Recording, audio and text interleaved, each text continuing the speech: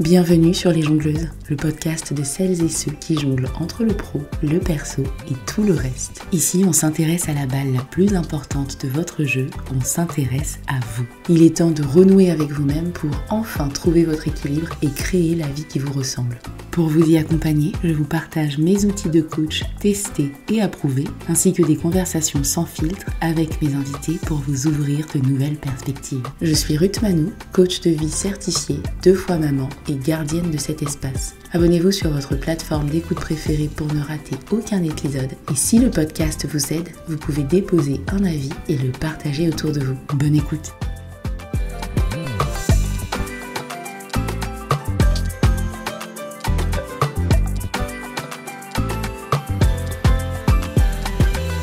Hello tout le monde! Bienvenue dans la série spéciale 5 ans déjà qui célèbre les 5 ans du podcast. Pour moi, une célébration est d'autant plus savoureuse qu'elle est partagée en bonne compagnie. Alors j'ai invité 5 personnes à venir célébrer avec moi. Des femmes avec qui j'avais pris énormément de plaisir à échanger il y a quelques années et qui, chacune à leur façon, m'ont impacté de façon positive. On revient sur ce qui a changé pour elles, comment elles ont évolué et comment elles se sont adaptées face aux balles imprévues lancées par la vie. J'espère que ces conversations vous apporteront autant qu'elles m'ont apporté et qu'elles ouvriront vos perspectives sur un monde de possibles. Pour la première interview de cette série, je reçois Lindsay. Lindsay, c'est la femme qui se cache derrière le compte Boobs, qui parlait d'allaitement il y a quelques années. J'ai découvert son compte parce que moi-même, j'étais maman allaitante à l'époque. Depuis, nos enfants sont sevrés et on parle justement dans cet épisode de ces fins d'allaitement dits longs. Notamment comment on compose avec les attentes de la société, le regard des autres ou même nos propres idéaux mis à mal par notre vécu. Et puis surtout, dans cet épisode, on parle de neurodivergence. Des diagnostics posés l'été dernier ont permis à Lindsay de mettre des mots sur les souffrances vécues par son fils et leur famille. Notamment face à une école qui, face aux différences de cet enfant, choisit la répression et la punition plutôt que la compréhension ou l'accompagnement. Aujourd'hui, en comprenant l'origine de ces difficultés et en étant accompagnée, la famille apprivoise sa neurodivergence et chemine vers plus de compréhension et d'intégration. Merci Lindsay de partager ton histoire avec nous et je te souhaite tout le meilleur à toi et à ta famille. Mon souhait pour cet épisode, c'est qu'il puisse aider les parents d'enfants neurodivergents, ça c'est évident, mais j'espère aussi qu'il aidera à changer de regard sur la neurodivergence en général, en apportant plus de compréhension, d'empathie et d'acceptation envers ces parcours souvent méconnus et incompris. Hello Lindsay, je suis super heureuse de te retrouver sur le podcast. Salut Ruth, merci de m'avoir invitée à nouveau. C'est un plaisir, j'ai toujours adoré discuter avec toi, ça m'a toujours boosté et dès que t'es pas là sur les réseaux sociaux, sur ton compte Boobs, je vois que t'es pas là et ça me manque, donc vraiment, welcome back à la fois sur les réseaux et welcome back sur le podcast, c'est trop cool. Merci beaucoup. Ouais, ça faisait un petit moment, effectivement, que j'avais pas posté sur ce compte-là. J'étais toujours sur les réseaux sociaux, mais pas sur ce compte-là. Alors, on va démarrer l'interview. Moi, je te connais, on se connaît, les personnes qui t'ont écouté il y a quelques années te connaissent, mais c'est pas le cas de tout le monde. Alors, est-ce que tu peux te présenter pour les auditeurs et les auditrices du podcast? Eh bien, écoute, 5 ans maintenant après, donc je me présente, je suis Lindsay. Je suis aussi connue sur les réseaux sociaux pour les personnes qui me suivent pour la maternité comme Boobs ou Bien eu sa grossesse, mais plus Boobs où je me suis montrée. Et au départ, en fait, j'avais commencé mon compte Instagram Boobs pour parler de mon allaitement, pour parler de mes difficultés, pour banaliser cet acte qui, pour moi, est un acte même pas naturel parce que ça n'a pas de sens, mais un acte pour lequel on ne devrait pas avoir honte, en fait, d'allaiter dans un espace public ou d'allaiter quand on veut, voilà. Et donc, mon idée pour la création de ce compte, c'était ma propre expérience personnelle, en essayant de fédérer des femmes autour de moi qui avaient cette même problématique et de le rendre beaucoup plus léger, de dédramatiser, de décomplexer. Et ça m'a porté pendant toute la période de mon allaitement. Donc j'ai allaité presque 6 ans, 5 ans et 10 mois exactement. Et je me suis surtout rendu compte que cette communauté était une communauté qui était... Le terme bienveillant, je le trouve un peu galvaudé aujourd'hui, mais je l'ai trouvée soutenante à des moments où j'en avais extrêmement besoin. Je m'en suis rendu compte vraiment à des moments, notamment au moment du sevrage. Et du coup, c'est vrai que cette communauté qui a grandi, a fait que ça m'a porté dans ce projet que je voulais mener à terme. Pareil, on pourra en discuter, mais le terme, qui c'est qui le met, comment ça se passe, tout ça. Et je m'en suis rendu compte à mes dépens. J'ai vécu des choses assez compliquées dans ma maternité et dans ma parentalité entre 2022, 2023 et 2024, surtout 2024, qui ont fait que j'ai pris du recul sur ce compte-là et que je postais plus en fait sur Boobs. Je m'étais consacrée sur d'autres réseaux d'autres réseaux sociaux, d'autres comptes sur lesquels je poste, mais qui n'étaient pas en rapport avec la maternité à proprement parler. Et là, je reviens parce que j'ai envie de porter un nouveau message. Donc, c'était au départ sur l'allaitement. Mais encore une fois, c'est de la continuité parce que j'étais sur l'allaitement. Ensuite, je parlais de la maternité de façon plus générale et sur les difficultés que toute mère peut rencontrer et dont on ne parle pas. En tout cas, voilà, qui culpabilise les mères, tout ça. Et du coup, j'ai voulu utiliser mon compte Boobs, pas le laisser mourir, parce que je ne parle plus d'allaitement, parce que pour parler d'handicap invisible, notamment TSA, l'autisme et le TDAH, qui ont été diagnostiqués chez mon fils en juin 2024 et qui ont mené aussi à mes propres interrogations, aux interrogations de son papa aussi. Mais bon, là, en l'occurrence, sur le compte, je parle de moi et de mon enfant sans vraiment le citer. Hein. Et je me suis dit, bon, j'ai une petite audience quand même qui me permet d'être visible et de parler de quelque chose d'invisible auprès des familles, auprès des femmes, auprès des mères, auprès des femmes noires, parce que je suis noire et que la maladie mentale, tu sais, c'est quelque chose qui n'est pas forcément abordé de façon... enfin, voilà, c'est assez tabou en fait dans la communauté noire. Donc tous ces éléments mis bout à bout m'ont poussé à me dire bah, j'aimerais bien en parler. C'est quelque chose qui me tient à cœur. Je suis en balance en me demandant si ce compte, je l'utiliserais comme exutoire par rapport à tout ce que j'ai vécu. Ou est-ce que ça peut être aussi salvateur pour des femmes qui se posent des questions, comme moi je m'en suis posée, et j'ai pas trouvé de réponse, parce que je m'identifiais pas, parce que on n'appelait pas un chat un chat. Tu vois, on met du HPI quand finalement ben, c'est du TDAH ou c'est du TSA, et puis du coup tu vas pas vers les bons diagnostics, tu vas pas vers les bonnes façons de faire. Tout ça ont fait que j'ai voulu relancer Boobs. Je sais pas si je vais garder ce nom, mais en tout cas, parler de cette nouvelle phase de ma vie et faire en sorte que, à nouveau, ce compte soit une bouée de sauvetage pour moi, comme ça l'a été pendant ma maternité, comme ça l'a été pendant mon sevrage, comme ça l'a été pendant l'allaitement. J'adore. Alors, tu vois, c'est typiquement pour ça que je voulais te réinviter, et en particulier sur la série 5 ans plus tard. Parce qu'en fait, on sent que t'as eu plein de transitions qui te sont passées dans ta vie. T'as eu la fin d'allaitement que j'ai suivi, que j'ai vécu aussi pour moi avec ma petite qui avait 4 ans et demi. On sent que là, bah, tu deals avec la neurodivergence de ton fils, de toi. Donc, il y a beaucoup de choses, il y a beaucoup de fils à tirer. Mais ce que j'adore, toi, dans ton approche des réseaux sociaux, c'est que c'est jamais dogmatique. C'est jamais j'ai la réponse et je vous donne la réponse toute faite. C'est je me cherche, je suis hyper transparente, je suis hyper ouverte. Et si ça t'aide aussi, bah viens, on est en communauté et on en parle. Et ça, c'est vraiment un truc que j'aime beaucoup chez toi et que je voulais te renvoyer en miroir. Et là, dans ce que tu as dit dans cette présentation, il y a plein de fils que j'ai envie de tirer dans tous les sens.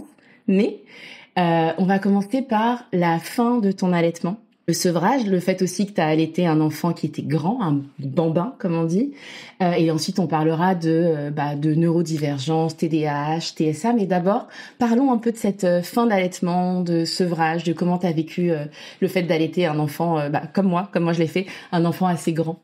Raconte-nous un peu. Alors ça a été très compliqué parce que bon aujourd'hui je fais le pont encore une fois avec la neurodivergence, mais ça a été ambivalent parce que à nouveau, quand j'ai créé Boobs, j'étais alors, au tout début dans l'extrême de l'allaitement un petit peu sacrificiel, quand après j'ai été beaucoup plus nuancée en me disant on n'a pas toutes les mêmes histoires, on n'a pas tous les mêmes environnements, toutes les mêmes capacités physiques et mentales. mon discours, même dans l'allaitement, a évolué au cours de mon allaitement et au cours de mon expérience.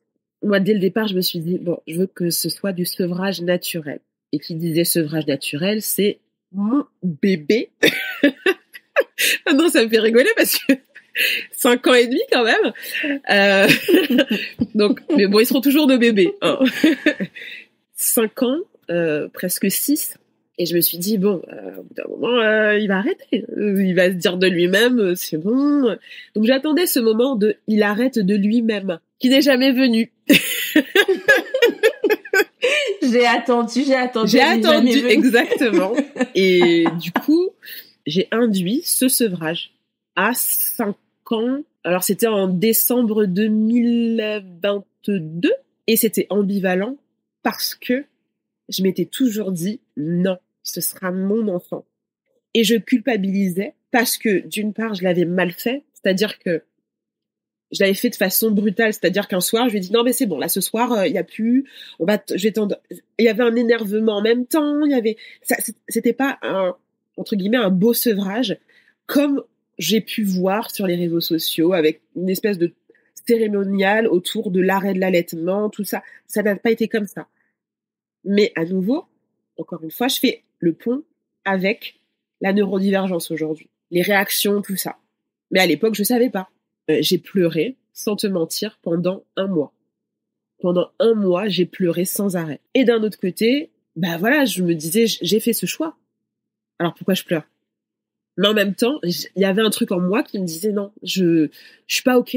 Je suis pas ok avec le fait de me dire, parce que t'as dit que tu arrêtes, il faut que t'arrêtes. Qu'est-ce qui fait que t'as induit? Parce qu'on sent vraiment toute l'ambivalence. On sent le côté j'ai envie d'arrêter, en même temps ça me rend hyper malheureuse. Et c'est hyper symptomatique des ruptures, tu sais, des fins de relation. Des fois t'aimes encore la personne et tu pars quand même. Enfin, t'as cette ambivalence-là. Mais qu'est-ce qui fait que malgré cette ambivalence, ou à cause de cette ambivalence, t'as quand même choisi d'induire? Ça commençait à être justement le moment où mon fils faisait pas mal de crises qu'on n'identifiait pas, un besoin d'être... on dormait ensemble toujours qu'au dodo. Et du coup, je me suis dit, bon, qu'il apprenne à dormir seul. Moi, je suis fatiguée. Je commence vraiment à être fatiguée. Et ça intervenait après une période où voilà, c'était crise sur crise et c'était compliqué. Et à nouveau, quand tu sais pas que ton fils a un autisme, tu te dis... voilà, c'est chaud, mais tu peux pas mettre un mot, tu ne mets pas de mots dessus. Tu dis juste, c'est chaud. C'est chaud. Ouais, dans ma tête, c'était une explosion. Parce qu'en même temps, moi, je n'avais pas de mots pour ma neurodivergence. Tu vois. Donc, ces deux choses qui se rencontrent font que ça fait un cocktail explosif. Et la pression que je me mettais aussi par rapport au réseau, en me disant, pendant 6 ans, vous avez suivi mon parcours et j'ai été à mon niveau de compte, hein, je veux dire. Je vous ai toujours dit, sevrage, c'est bien, sans être dans l'injonction, mais en disant quand même que moi, c'était ce que je voulais, ce que je souhaitais. Et là, j'annonce, non, bah, finalement, même si c'est 5 ans et 5 ans plus tard, pour moi, c'était un échec. Et le jour où j'ai dit à mon fils non, je suis restée à côté de lui et je l'ai caressé pour qu'il s'endorme. Mais j'étais mal. Et j'ai écrit un message sur Instagram pour dire, voilà, ce soir, j'ai arrêté, tout ça, et je pleure. Je me montre pas sur les réseaux en train de pleurer, mais je l'ai écrit. Je l'ai écrit parce que je voulais m'en souvenir. Je voulais aussi, toujours dans cette démarche de se dire, t'es pas toute seule, meuf. On vit les mêmes choses.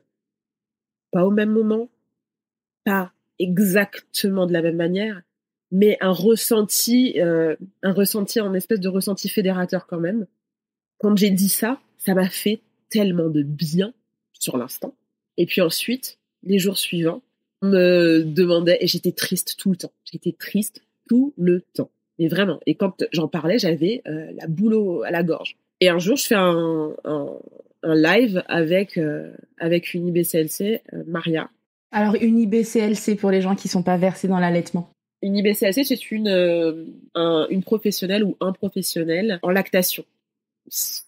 font partie des personnes à aller voir et à aller consulter si on se pose des questions sur l'allaitement. Pas sur Ginette 85 qui a allaité ses 5 enfants et qui n'est pas professionnelle et qui va te dire bon ben non, c'est cette professionnelle, si tu as la possibilité, si tu as les moyens de consulter quelqu'un, d'aller voir une IBCLC certifiée. Et on avait fait un live en fait par rapport à cette fin d'allaitement et j'étais encore hyper à fleur de peau. Et au moment où on fait le live, je me rends compte que je suis pas OK avec ma démarche. Et je me mets à pleurer en live. Alors que je suis dans le contrôle total. Je me mets à pleurer en live parce que c'est trop pour moi. C'est trop pour moi de parler de ça et parce que, comme je te disais, je l'ai pas fait de façon magnifiée pour moi. Ça a été abrupt. Et là, on parle et tout, et je suis dans une espèce de déculpabilisation parce qu'elle me dit, en soi, c'est la mère qui induit. C'est pas l'enfant qui va induire. Parce qu'elle va l'induire en disant, bon, on va faire des tétés négociés. Tu vas téter le matin, tu vas téter le soir, tu vas téter un petit peu. Mais c'est toi la maman qui induit ça. C'est pas l'enfant qui va dire, bon, là, c'est bon, j'ai envie d'un petit peu, là. Jamais. Il a son réconfort, il a la chaleur, il a le contact. Pourquoi il voudrait s'enlever de là? Et en soi, si on réfléchit, on dit, bah, franchement, à 30 ans, il peut encore téter. Hein. Si la maman, elle dit pas stop, il peut téter. Il a tout apporté, en fait. Il a tout apporté dedans. Et cette distance, c'est toi qui l'imposes. Mais il faut pas culpabiliser. C'est dans le cycle normal de l'évolution et de l'autonomie de l'enfant. Mais comme on parlait de sevrage naturel, et quand on me disait, quand j'entendais, ah bah il s'est stoppé à 2 mois, à 3 mois, à 6 mois, il y a inconsciemment un sevrage qui est induit par la mère. Et moi, je l'ai fait. Moi, je disais à mon fils, bah, là c'est bon, tu peux manger une carotte à la place, tu peux manger une petite banane, tu peux manger une petite pomme, tu peux prendre ton petit jouet, tu peux faire un petit dessin, pour éviter le moment de la tétée, parce que moi, je ne pouvais plus. Je ne pouvais plus. Et quand elle m'a dit, quand on a parlé de ça, ça a fait, je fais, mais bien sûr. Et je me suis aussi dit, c'est pas parce que tu t'es dit, c'est fini, que tu peux pas revenir en arrière. T'es pas une mauvaise mère, t'es pas une mauvaise allaitante, t'es pas une mauvaise sevrante, je sais pas si on peut dire ça comme ça, mais tu n'as pas un mauvais parcours. Il n'y a pas de mauvais ou de bon parcours de toute façon dans l'allaitement. Tu fais comme tu peux. Et à ce moment-là, j'ai privilégié mon bien-être mental et me dire, je vais pas pleurer tous les jours, je vais pas me mettre, voilà, mon fils il est pas bien, on n'est pas bien tous les deux. Bah j'ai repris. Et j'ai repris. Et au bout d'un moment, c'est mon fils, là, cette fois, qui m'a dit, véridique, hein, véridique, il m'a dit, là, je pourrais dormir avec le tété, mais j'ai pas envie. Il a caressé, mon sang, et puis il s'est endormi. Et ça s'est terminé comme ça. Comment ça a réparé les choses pour toi à ce moment-là? Ça les a réparés parce que c'est lui, cette fois-ci, qui l'a verbalisé. Et qui n'était pas dans l'incompréhension de se dire, mais pourquoi tu veux plus me donner le sein comme ça? Pourquoi? Parce qu'il était dans l'interrogation permanente. Alors que la deuxième fois, bah là, c'est lui qui a dit, bon, mais parce que il y avait toute cette période-là qui était passée et qu'il avait intégré le fait que la tétée, bah, ça serait pas pour la vie. Après, je te dis pas que, enfin voilà, il y a encore 2 jours, hein, il a 7 ans et demi. Il y a 2 jours, il s'est posé sur ma poitrine en disant, on pourrait pas faire, je suis non, là c'est, non, la boutique est fermée, mon coco. Va falloir aller. Là, c'est fini. Il y a plus, ça fait longtemps que t'as pas tété. Bon, je lui explique, tu vois, ça fait longtemps que t'as pas tété, donc il y aura pas de lait, parce que le lait, ça vient quand tu tètes beaucoup. Et du coup, voilà. Mais je souris aujourd'hui. Je suis pas dans, je peux pas en parler, tu vois. Donc là, ça va beaucoup mieux, mais c'est vrai que la communauté aussi, le fait d'en avoir parlé, le fait d'avoir eu des retours de femmes qui me disaient, c'est vrai, j'ai pas osé en parler, j'osais pas en parler parce que on me culpabilisait, parce que je suis dans le truc de, tu le vis pas, tu peux pas comprendre. Dans tout domaine, tu ne le vis pas, tu ne peux pas le comprendre. Même si tu me vois, même si tu es dans mon champ, même si tu es même assis à côté de moi, 24 heures sur 24, tu ne peux jamais ressentir ce que, au fond de moi, je ressens. Mais une autre femme qui a allaité et qui est passée par ces étapes de deuil, c'est un deuil de cette période-là, tu peux pas le comprendre. C'est comme la grossesse, c'est comme l'accouchement, c'est comme ces périodes d'espèce de burn-out, cette fatigue, tu ne peux pas le comprendre. Même si je te le dis et que tu te vexes, c'est factuel, tu peux pas le comprendre. Donc, je me voyais pas en parler à mon médecin traitant ou même à des copines qui n'avaient pas allaité, tu vois, sans être dans un jugement de t'as pas allaité, Non, là, c'est un besoin viscéral d'être comprise sur un moment hyper charnière de ta reconstruction en tant que femme, en tant que, entre guillemets, nouvelle mère, parce que il y a d'autres façons d'accompagner ton enfant dans le sommeil, dans ces moments de pleurs, dans ces moments de crise, dans ces moments de... C'est une nouvelle façon de fonctionner quand pendant 5 ans, je sortais mon sang et puis voilà. Et mais ça réglait tout. Et là, pour te dire, je me disais, mais comment je vais faire quand il sera malade? Comment je vais faire? J'avais juste à lui mettre le sein et bam, il pouvait me rester toute la journée au sein. Ça allait, en fait. Il restait collé contre moi, tac, tac, tété. Et là, je me dis, comment je vais faire? Eh ben, tu réapprends. Ouais, exactement. Tu réapprends et tu réinventes en permanence. C'est ça, en fait, quand t'es maman au final. Parce que tu passes du temps à te dire, OK, là, j'ai ce problème avec mon enfant, il arrive pas à dormir, je vais passer des semaines à brainstormer. Dès que t'as trouvé la solution, lui, en fait, il passe à autre chose parce que, bah, il évolue, quoi. C'est hyper intéressant. Juste pour confirmer le fait que c'est toujours un peu induit par nous. C'est un pas de deux, en fait. Pour moi, comment ça s'est passé avec ma fille? Donc moi, j'ai arrêté, elle avait 4 ans et demi. Quand elle rentrait de l'école, il y avait ce petit rituel où on se posait sur le canapé, elle tétait. En tout cas, sa première année de maternelle, c'était ça. On rentrait, on se posait sur le canapé, elle tétait, et c'était ça pendant toute l'année.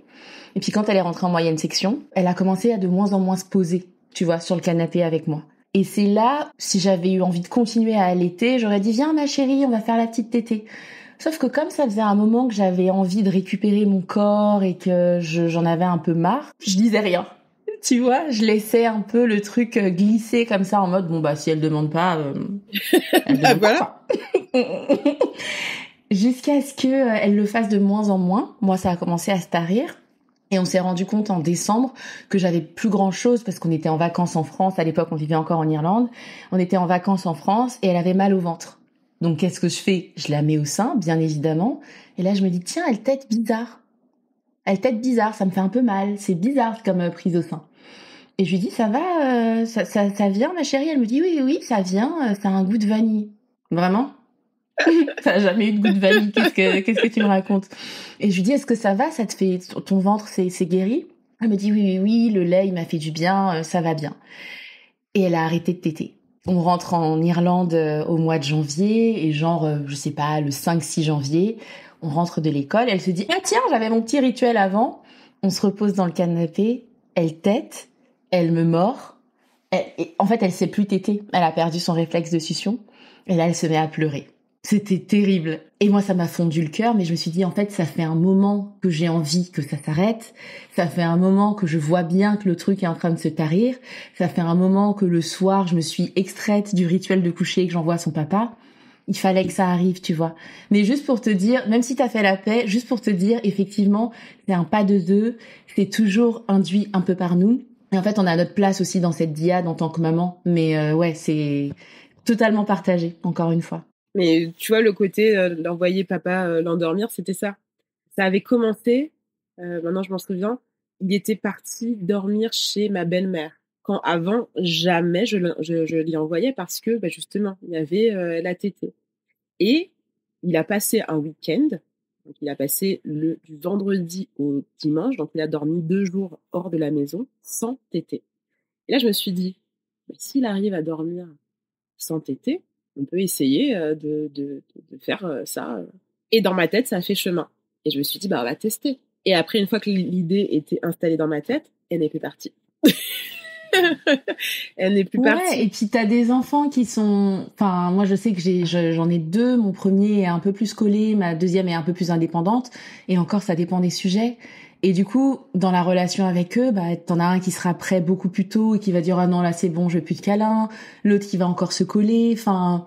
Mais ouais, c'est vraiment un pas de deux et c'est ça qui est pas facile à négocier, surtout que en tant que maman, t'as toujours un peu ton truc rêvé, t'as ton bébé rêvé, ta relation rêvée, ton début rêvé de ceci, ta fin rêvée de cela.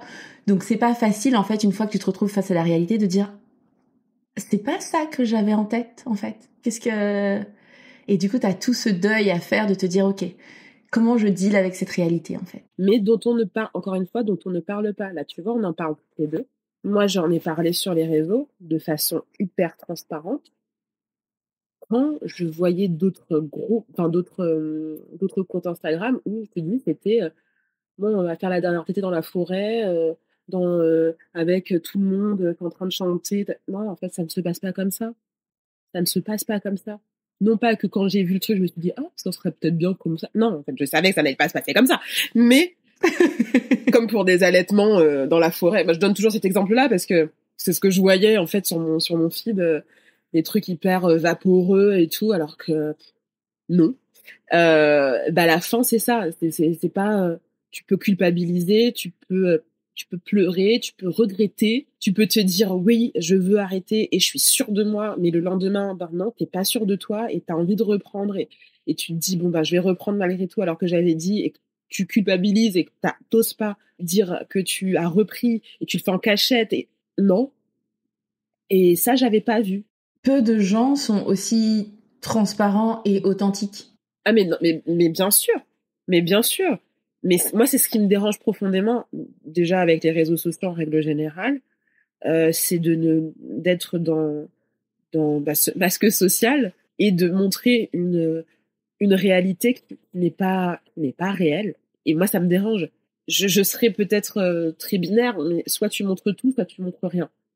C'est-à-dire que tu vas parler de ta maternité et tu vas dire tous les jours, je fais des petits gâteaux le matin, je me lève et je chante avec mes enfants et on fait des activités, et non, en fait, la vérité, c'est que parfois, t'es crevé. T'as 4 gamins, t'as pas envie, ça te saoule, ils te saoulent, mais c'est pas grave. T'aimerais partir ailleurs mais en fait, je pense qu'il y a un truc qu'on oublie et que j'adore qui ressort de cette conversation, c'est le côté universel de ces émotions-là. Et t'as un peu cette honte de dire, en fait, là, je me sens vulnérable, là, je me sens jalouse, là, je me sens en colère, là, je colle pas à l'idéal que la société attendrait de moi ou à l'idéal que je m'étais construit dans ma tête. Et t'as toute cette paix à faire avec ces émotions un peu négatives, entre guillemets. T'as ce travail-là à faire et ensuite le travail de dire, ok, maintenant je suis en paix avec ça, j'ose le montrer. Ça tombe bien aussi que tu dises ça parce que l'évolution de mon compte, ça a été ça. C'est-à-dire qu'au départ, c'était éducation positive toujours, mais dans le plus que l'on peut. J'avais pas cette nuance au départ. C'était éducation positive et bienveillance, no better what. C'est genre, tu ne dévies pas de ça, sinon tu fais de la merde. Mais en fait, on fait toutes de la merde. On est toutes humaines en fait. Le scoop de l'année, c'est ça. C'est qu'on est toutes humaines et on a cette universalité-là d'émotions négatives comme positives. On apprend. C'est pour ça que mon contenu a évolué aussi vers un contenu plus général sur la maternité, la parentalité et les difficultés, avec humour, mais toujours dans une réalité de ce que l'on peut vivre. Je vois de plus en plus de comptes comme ça un peu émerger aussi, enfin émerger même des comptes qui montrent un peu plus la vraie maternité. Mais à l'époque, c'était pas, tu vois, c'était plus Sibylle avec ses 3 enfants, habillée chez sergent-major, tout de blanc maculé beige, tout ça, dans une maison toujours tirée à 4 épingles. Je me dis, ah. Bon, encore une fois, maintenant avec mon TDAH, je me dis, bon, c'est peut-être je suis jalouse de ça parce que je n'arrive pas à le faire chez moi. Mais, mon cerveau veut pas. Il est bloqué. Mon cerveau suit pas. mais malgré tout, je pense qu'on n'est pas tous TDAH, je pense qu'on n'est pas tous neurodivergents et que on a aussi tous nos moments de fatigue et de non, ta maison elle est pas nickel en mode je vais aller prendre une photo pour la redoute. il peut arriver que voilà, tu n'aies pas envie, tu sois fatigué, et c'est normal. Ouais, complètement. Et que life happens, quoi. Donc, t'as pas forcément le temps d'être tiré à quatre épingles et c'est OK. Et c'est bien de le montrer. Et ça, c'est top. Et c'est ça que cette authenticité-là qui me manquait pour l'allaitement, qui me manquait pour la maternité et qui me manque aujourd'hui sur l'Instagram et sur les réseaux français, je précise, sur ce que je suis en train de traverser. Alors, raconte-nous. Donc, t'as eu le diagnostic pour ton fils en juin de l'année dernière. Raconte-nous un peu. Comment est-ce que t'en es arrivé à faire ce diagnostic? Quand il a eu 5 ans à l'école, donc on l'avait mis dans une école privée en se disant l'école privée, ils vont plus l'écouter, il va être plus entouré, il n'y a pas beaucoup d'élèves, pam. Et quand il a eu 5 ans, donc il est rentré en grande section de maternelle, tout ça. Et en fait, c'est des classes qui sont en double niveau. Donc lui était en grande section de maternelle et il y avait des élèves qui étaient au CP. En fait, quand il avait 4 ans, sa maîtresse de quand il avait 4 ans me disait votre fils, il joue avec les autres, mais sans jouer avec les autres. Et puis, c'est peut-être parce il a un langage qui est beaucoup plus évolué, donc tes copains ne le comprennent pas. Ça, c'est quelques années après où je me dis, mais c'est complètement débile, en fait, de m'avoir dit ça. Enfin, plutôt valoriser le fait qu'il ait un bon vocabulaire. Non, j'ai culpabilisé. En me disant, peut-être parce qu'il voit pas assez d'enfants, parce qu'on parle trop avec lui. Et que... Alors qu'en soi, c'est plutôt effectivement tu devrais le valoriser. Positif. En fait, tu devrais le valoriser. Mais à l'époque, j'avais pas encore de recul sur ça. Puis, arrivent ses 5 ans, et ces 5 ans, il est très... tu vois, si tu touches ses affaires, il va te taper, il tape. Si il est frustré, il tape, il crie, très sensible à tout mouvement.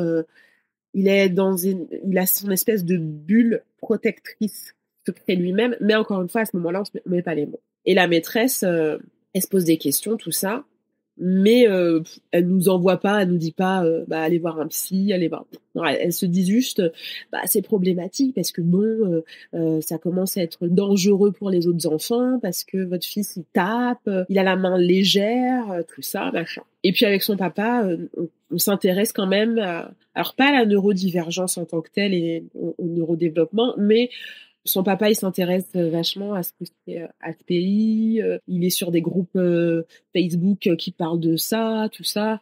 Moi, je suis pas encore dedans. Et je suis même dans un espèce de déni, dans le sens où son papa me dit quelque chose qui est pas normal. Et moi, je lui dis, il a 5 ans, c'est dans un... Il se sociabilise, tu sais, ça fait 1 an seulement qu'il est à l'école. Avant, il allait pas à l'école, il joue pas avec d'autres enfants parce que, voilà... je trouve plein de trucs, tu vois. Mais à aucun moment, moi, je pense qu'il y a quelque chose au niveau du cerveau ou même quelque chose. Voilà. Et puis, on voit que notre fils aussi, quand il avait 4 ans, il dessinait, le stylo. Alors, je donne tous ces éléments, ça a une importance dans la suite. Hein. Son stylo, il le tient, mais quand il écrit, il tient le stylo de façon un peu lâche. Et alors, autant avec un feutre, il va y avoir une ligne qui va quand même être visible sur le papier, mais avec un stylo bic, par exemple, il ne tient pas bien son stylo. Donc à 4 ans, il dessinote, voilà. Par contre, à 5 ans, là, il commence à se faire des trucs. Tu te dis, mais c'est fou. Il te fait des trucs en 3D avec les bonnes dimensions. Et la maîtresse, elle est hyper étonnée. Elle se dit, mais en fait, il m'a dessiné. Je l'ai jamais vu ce dessin, mais il avait fait d'autres dessins comme ça à la maison, donc ça ne m'étonnait pas. Et en fait, elle m'avait dit, je me suis posé des questions parce qu'il avait dessiné un éléphant sur le dos et les pattes, elles étaient en 3D et elles étaient de la bonne taille. Genre, c'était pas un éléphant qui ressemble à un truc des enfants de son âge, tu vois. C'était vraiment le sens du détail. Avec, tu vois, les petites pattes, les trucs. Et en fait, c'est juste qu'il avait mémorisé dans un livre ou un truc et du coup, il faisait que ça. Et pendant une période, il ne faisait que ça. Mais, à nouveau, voilà, on se pose pas de questions dans le sens, on se dit pas, il y a un truc derrière, pas du tout. On l'inscrit en début d'année au conservatoire, et au conservatoire, il est dans une petite salle avec des enfants, et c'est l'éveil musical, et il y va tous les mercredis, et tous les mercredis, ça ne se passe pas bien. Ça ne se passe pas bien, puisqu'il se cache sous la table, Il ne veut pas, quand les enfants, c'est au moment où doivent se tenir la main, il ne veut pas toucher les autres enfants. La prof de musique me dit, c'est compliqué de faire ça parce que j'ai pas envie de le tirer, j'ai pas envie de le brusquer, j'ai pas envie de le forcer, mais il va se cacher. Et puis à ce moment-là, on entend beaucoup parler d'hypersensibilité. Donc, c'est à ce moment-là, de mon initiative, de l'initiative parentale, et non pas pédagogique, qu'on décide de prendre un rendez-vous chez un psy spécialisé, émotion, tout ça. Et là, la psy nous dit, ah oui, on note une hypersensibilité. Il dessinait pendant la séance et tout. Il a fait un dessin, mais laisse tomber encore une fois. Tu me dis, mais, wow. Il a 5 ans, il te dessine un truc comme ça. Elle parle d'impulsivité et d'hypersensibilité. Mais à nouveau, elle ne parle pas. Et elle donne des tips pour que je puisse donner à la maîtresse. Je mets la maîtresse en contact avec la psy aussi, pour que voilà, elle soit raccord. Moi, je suis dans la transparence, mais je veux qu'on avance de concert pour le bien-être de mon enfant. La psy lui dit, bah oui, il faut le valoriser, faut pas, il faut le valoriser, il faut réussir à le valoriser, tout ça. Cette maîtresse est hyper bienveillante, mais dans la classe de mon fils, il y avait aussi d'autres enfants diagnostiqués et non diagnostiqués. C'était une toute petite classe, ceux qui étaient en grande section, ils étaient 9, et ceux qui étaient au CP, ils étaient 9, donc 18 à gérer en double niveau avec une ATSEM. Donc, bon. Et sur les 9, il devait y en avoir 5 qui avaient des troubles neurodéveloppementaux, quoi. Diagnostiqués et non diagnostiqués. Et le truc, c'est que mon fils, il exprimait beaucoup, beaucoup plus cette particularité. Donc, c'était beaucoup plus gênant pour la vie de la classe. Donc, à partir de cette année-là, il y a eu une mise à l'écart qui avait commencé à être faite. Mise à l'écart au sein de la classe. Et puis aussi, stigmatisation involontaire au départ, je pense, de cette institutrice, mais qui a commencé à stigmatiser quand même mon enfant, en fait. Donc, si tu veux, il y a une étiquette qui a été mise sur lui. Mon enfant n'est plus dans cette école, mais ça s'est très très mal terminé.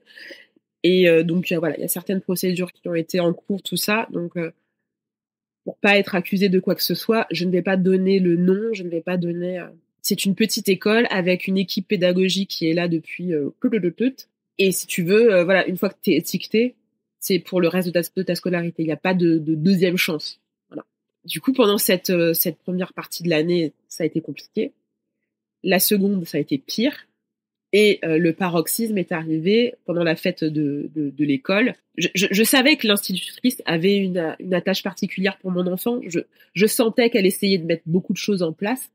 Mais malgré tout, on n'avait pas été accompagnés. Et il y avait des signes, si tu veux, qui auraient permis à ce que, ne serait-ce que d'aller voir, de dire, allez voir peut-être un psy, rapprochez-vous de tel. Parce que je me dis, tu peux pas, ça fait 30 ans que tu es dans l'éducation, c'est pas le premier enfant que tu vois qui a des réactions de cet ordre-là.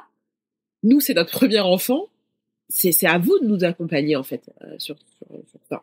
Et donc, cette première année, non, on n'a pas du tout été accompagnés. En fait, à la fin de l'année, donc comme ça s'était très mal passé, la première mise à l'écart, si tu veux, elle était moins violente que ce que je vais te raconter après. Mais la première mise à l'écart, c'était au sein de la classe.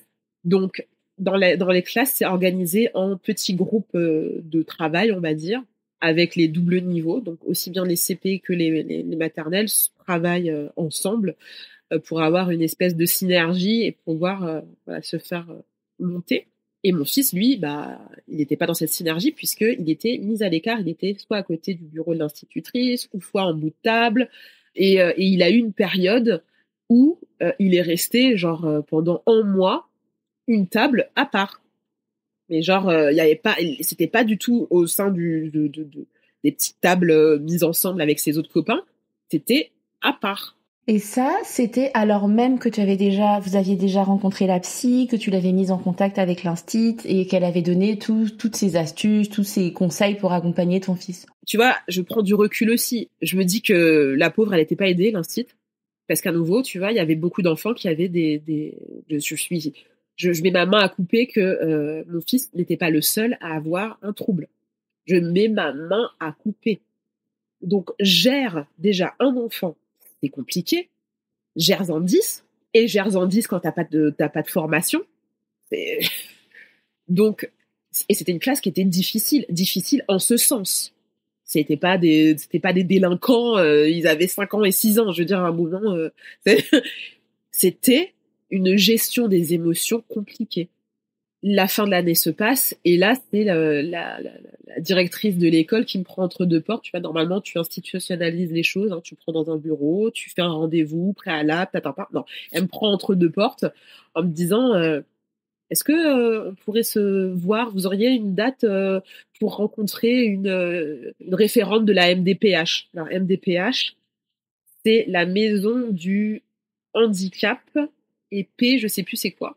Moi, on m'annonce ça. Moi, je fais rencontrer une personne de la MDPH, je comprends pas. Mon fils, il est pas handicapé. Je ne comprends pas. Mais vraiment, à ce moment-là, je me dis, mais ok, d'accord, il y a des problèmes il y a des soucis de comportement, tout ça. Handicap. Et dans ma tête, ça fait ça. Je fais, mais non. Bah non, mon fils, il est pas handicapé. Enfin, je veux dire, enfin voilà, si on lui parle autrement, si on est différent, ça va aller. Il va grandir. En gardant dans ma tête, tu sais, c'est les fameux, le terrible 2, le terrible 3, bah là, on est au terrible 5, donc, à bout d'un moment, ça va se stabiliser. Ça se stabilise pas. Mais tu vois, c'est violent. Tu vois, on dit ça. Ben ouais, ok. Qu'est-ce que tu veux que je dise d'autre, tu vois? Je rencontre cette personne-là et qui me parle... Là, pareil, hein, il y a toujours, à aucun moment, parlé de TSA, parlé de TDAH, rien. On me parle juste de... ça se passe comme ça. La maîtresse qu'il a eue cette année-là, elle me dit, ça s'est passé comme ça, c'était compliqué, la directrice de l'école qui me dit, ça s'est passé comme ça parce que la maîtresse m'a dit que ça s'est passé comme ça, on voit. Et moi, ça fait beaucoup, beaucoup d'informations dans ma tête. La référente qui me dit, oui, il faudrait que vous fassiez un dossier MDPH avec ci, avec ça, vous appelez ci, vous appelez ça, vous faites ci, vous faites ça. À ce moment-là, moi, je sais pas que je suis TDAH non plus. Et tu me dis de faire tout ça, moi je note, mais pour moi, c'est pas possible. Et ça me fait beaucoup, tu vois, beaucoup de choses à faire. Et des choses que je ne veux pas faire, puisque pour moi, mon fils n'est pas handicapé. Mon fils parle très bien. Mon fils est très intelligent. Alors, je suis pas en train de faire la mère, mon fils est le plus beau, hein. Mais mon fils est très intelligent. Il a des facultés, parce qu'il c'est de la douance à ce niveau-là pour le dessin. Non, il n'est pas handicapé. Donc du coup, je suis dans un déni. Je suis dans un déni de diagnostic qui n'est pas posé. Ça a été géré de façon hyper maladroite quand même, de leur part. Méga maladroite. Mais c'est pas fini. Ce n'est pas fini. Je suis dans un déni de diagnostic pas posé, comme si j'étais dans un déni de grossesse. C'est reculer pour pas mieux sauter. Hein. Là, je suis dans un truc, j'arrive pas. Je me dis, si mon fils, il était né trisomique, ou avec une paralysie, ou avec un lourd handicap, je l'aurais vu, je l'aurais aimé, je l'aurais accompagné. Mais de sa naissance jusqu'à là, moi, on me dit, il est handicapé, c'est un fait. Là, pour moi, c'est pas un fait. C'est pas un fait. On me parle d'hypersensibilité, moi. On me dit qu'il est impulsif. Mais c'est pas un handicap d'être hypersensible, c'est pas un handicap d'être impulsif. En plus, on vous a donné toutes les astuces, donc je comprends pas ce que vous me dites là, les gars. Enfin, ça matche pas, oui, complètement. On me dit, il a besoin d'une AVS. Je dis, mais pourquoi il a besoin d'une AVS? Je discute avec d'autres parents qui me disent, mais pourquoi il aurait besoin d'une AVS? Donc moi, je me convainc encore plus qu'il n'a pas besoin d'AVS, en fait. Une AVS, c'est une assistante de vie scolaire, exactement, qui accompagne un enfant en fort handicap ou pas, pour son évolution au sein du groupe, au sein de son environnement social scolaire. Et moi, je me dis, mais je le vois, il est en train de courir avec des enfants, là, ça se passe, enfin, tu vois, il court avec des enfants pendant que ça se passe bien. Ça va. Je pars de là, je suis sonnée. C'est horrible. Il part faire des vacances chez ma belle-mère et tout, une semaine, et c'est la première fois qu'il fait ça. On n'était pas là avec son père, et on rejoint ma belle-mère chez elle pendant une semaine. Et là, aussi bien la première semaine, ça se passe nickel, ou en tout cas, On avait dit à ma belle-mère, ne nous appelle pas pour pas, voilà, tu nous envoies des messages, mais ne fais pas des appels avec lui pour pas qu'il soit triste, pour pas que ça casse son rythme et qu'il se dise pas je veux rentrer, tout ça. Parce que nous, on se souvenait de comment on était quand on était petit, qu'on partait en colonie.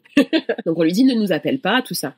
Il est chez toi, ce sont tes règles. Mais voilà, c'est ma belle-mère et elle sait comment on est avec notre enfant, donc elle essaie de s'accorder au mieux avec la façon dont on a d'élever notre fils. Quand on arrive, là, c'est la catastrophe. On comprendra plus tard que c'était une décompensation. Décompensation, c'est que pendant une semaine, il s'est tenu, entre guillemets, à carreau. Il n'a pas montré ce qu'il était. Il a masqué qui il était. C'est hyper, hyper épuisant. Vraiment. Ah, j'en ai des frissons là de... Oh, petit cœur. Il a tout lâché quand on était là. Donc, c'était des cris. C'était des tocs de saleté. Donc, toc de saleté, pour mon fils, c'était... il fallait que quand il aille aux toilettes, notamment, alors soit après la selle, quand il faisait pipi, en fait, il fallait qu'il se nettoie vraiment bien le zizi, en fait, qu'il ne reste pas de gouttes. Sinon, et il pouvait rester comme ça, ça pouvait durer une demi-heure. Et le nettoyage de ses fesses, c'était pareil. C'était des crises, mais des crises énormes, énormes. Et en même temps, donc quand on va là-bas et tout, on se prend des réflexions qu'on est des mauvais parents et tout. Donc là, ça a été le coup près, si tu veux. On se dit mais attends, on fait tout. Ça fait 1 an. Vous avez vu nos démarches, le psy, le truc. C'est pas comme si on faisait rien et qu'on laissait la situation se gâter. On fait. Et là, on se prend ça dans la tronche. On rentre. Il a fait une décompensation pendant à peu près 1 an. Après cette période-là, ça a été 1 an de haut, de bas, de trucs, mais toujours sans diagnostic, donc on pouvait rien faire en vrai. Quand on est parti du coup chez ma belle-mère, je me suis quand même renseignée, tu vois, par le fait que il y a eu cet entretien avec la personne de la MDPH, tout ça. Je me pose avec son père, on se pose des questions et moi je regarde quelles sont les structures vers lesquelles aller. Financièrement, ça coûte énormément d'argent pour faire les diagnostics, pour faire des tests HPI, tous les trucs. Selon moi, c'est bullshit. Test HPI, 600 € pour savoir si t'as un QI. Ça sert à rien. Ça sert à rien. Comme j'entendais, c'est l'arbre qui cache la forêt en général. Il est HPI, mais derrière, voilà. L'hypersensibilité, ça vient pas comme ça. C'est pas seul. Donc du coup, je me rapproche et je me dis, je vais aller regarder. Je sais pas trop. Enfin, encore une fois, je suis dans cette espèce de déni de me dire, mais non. Il faut pas il y a pas tout ça en fait. On va changer notre façon d'être avec lui. On va lui parler de façon plus bienveillante. On va être plus patient. On va mettre en place des choses. Ça va aller en fait. Et on regarde tout ce qui est CMPP, tout ce qui est CMPEA, toutes ces structures qui accompagnent les familles dans les diagnostics et dans les troubles du comportement.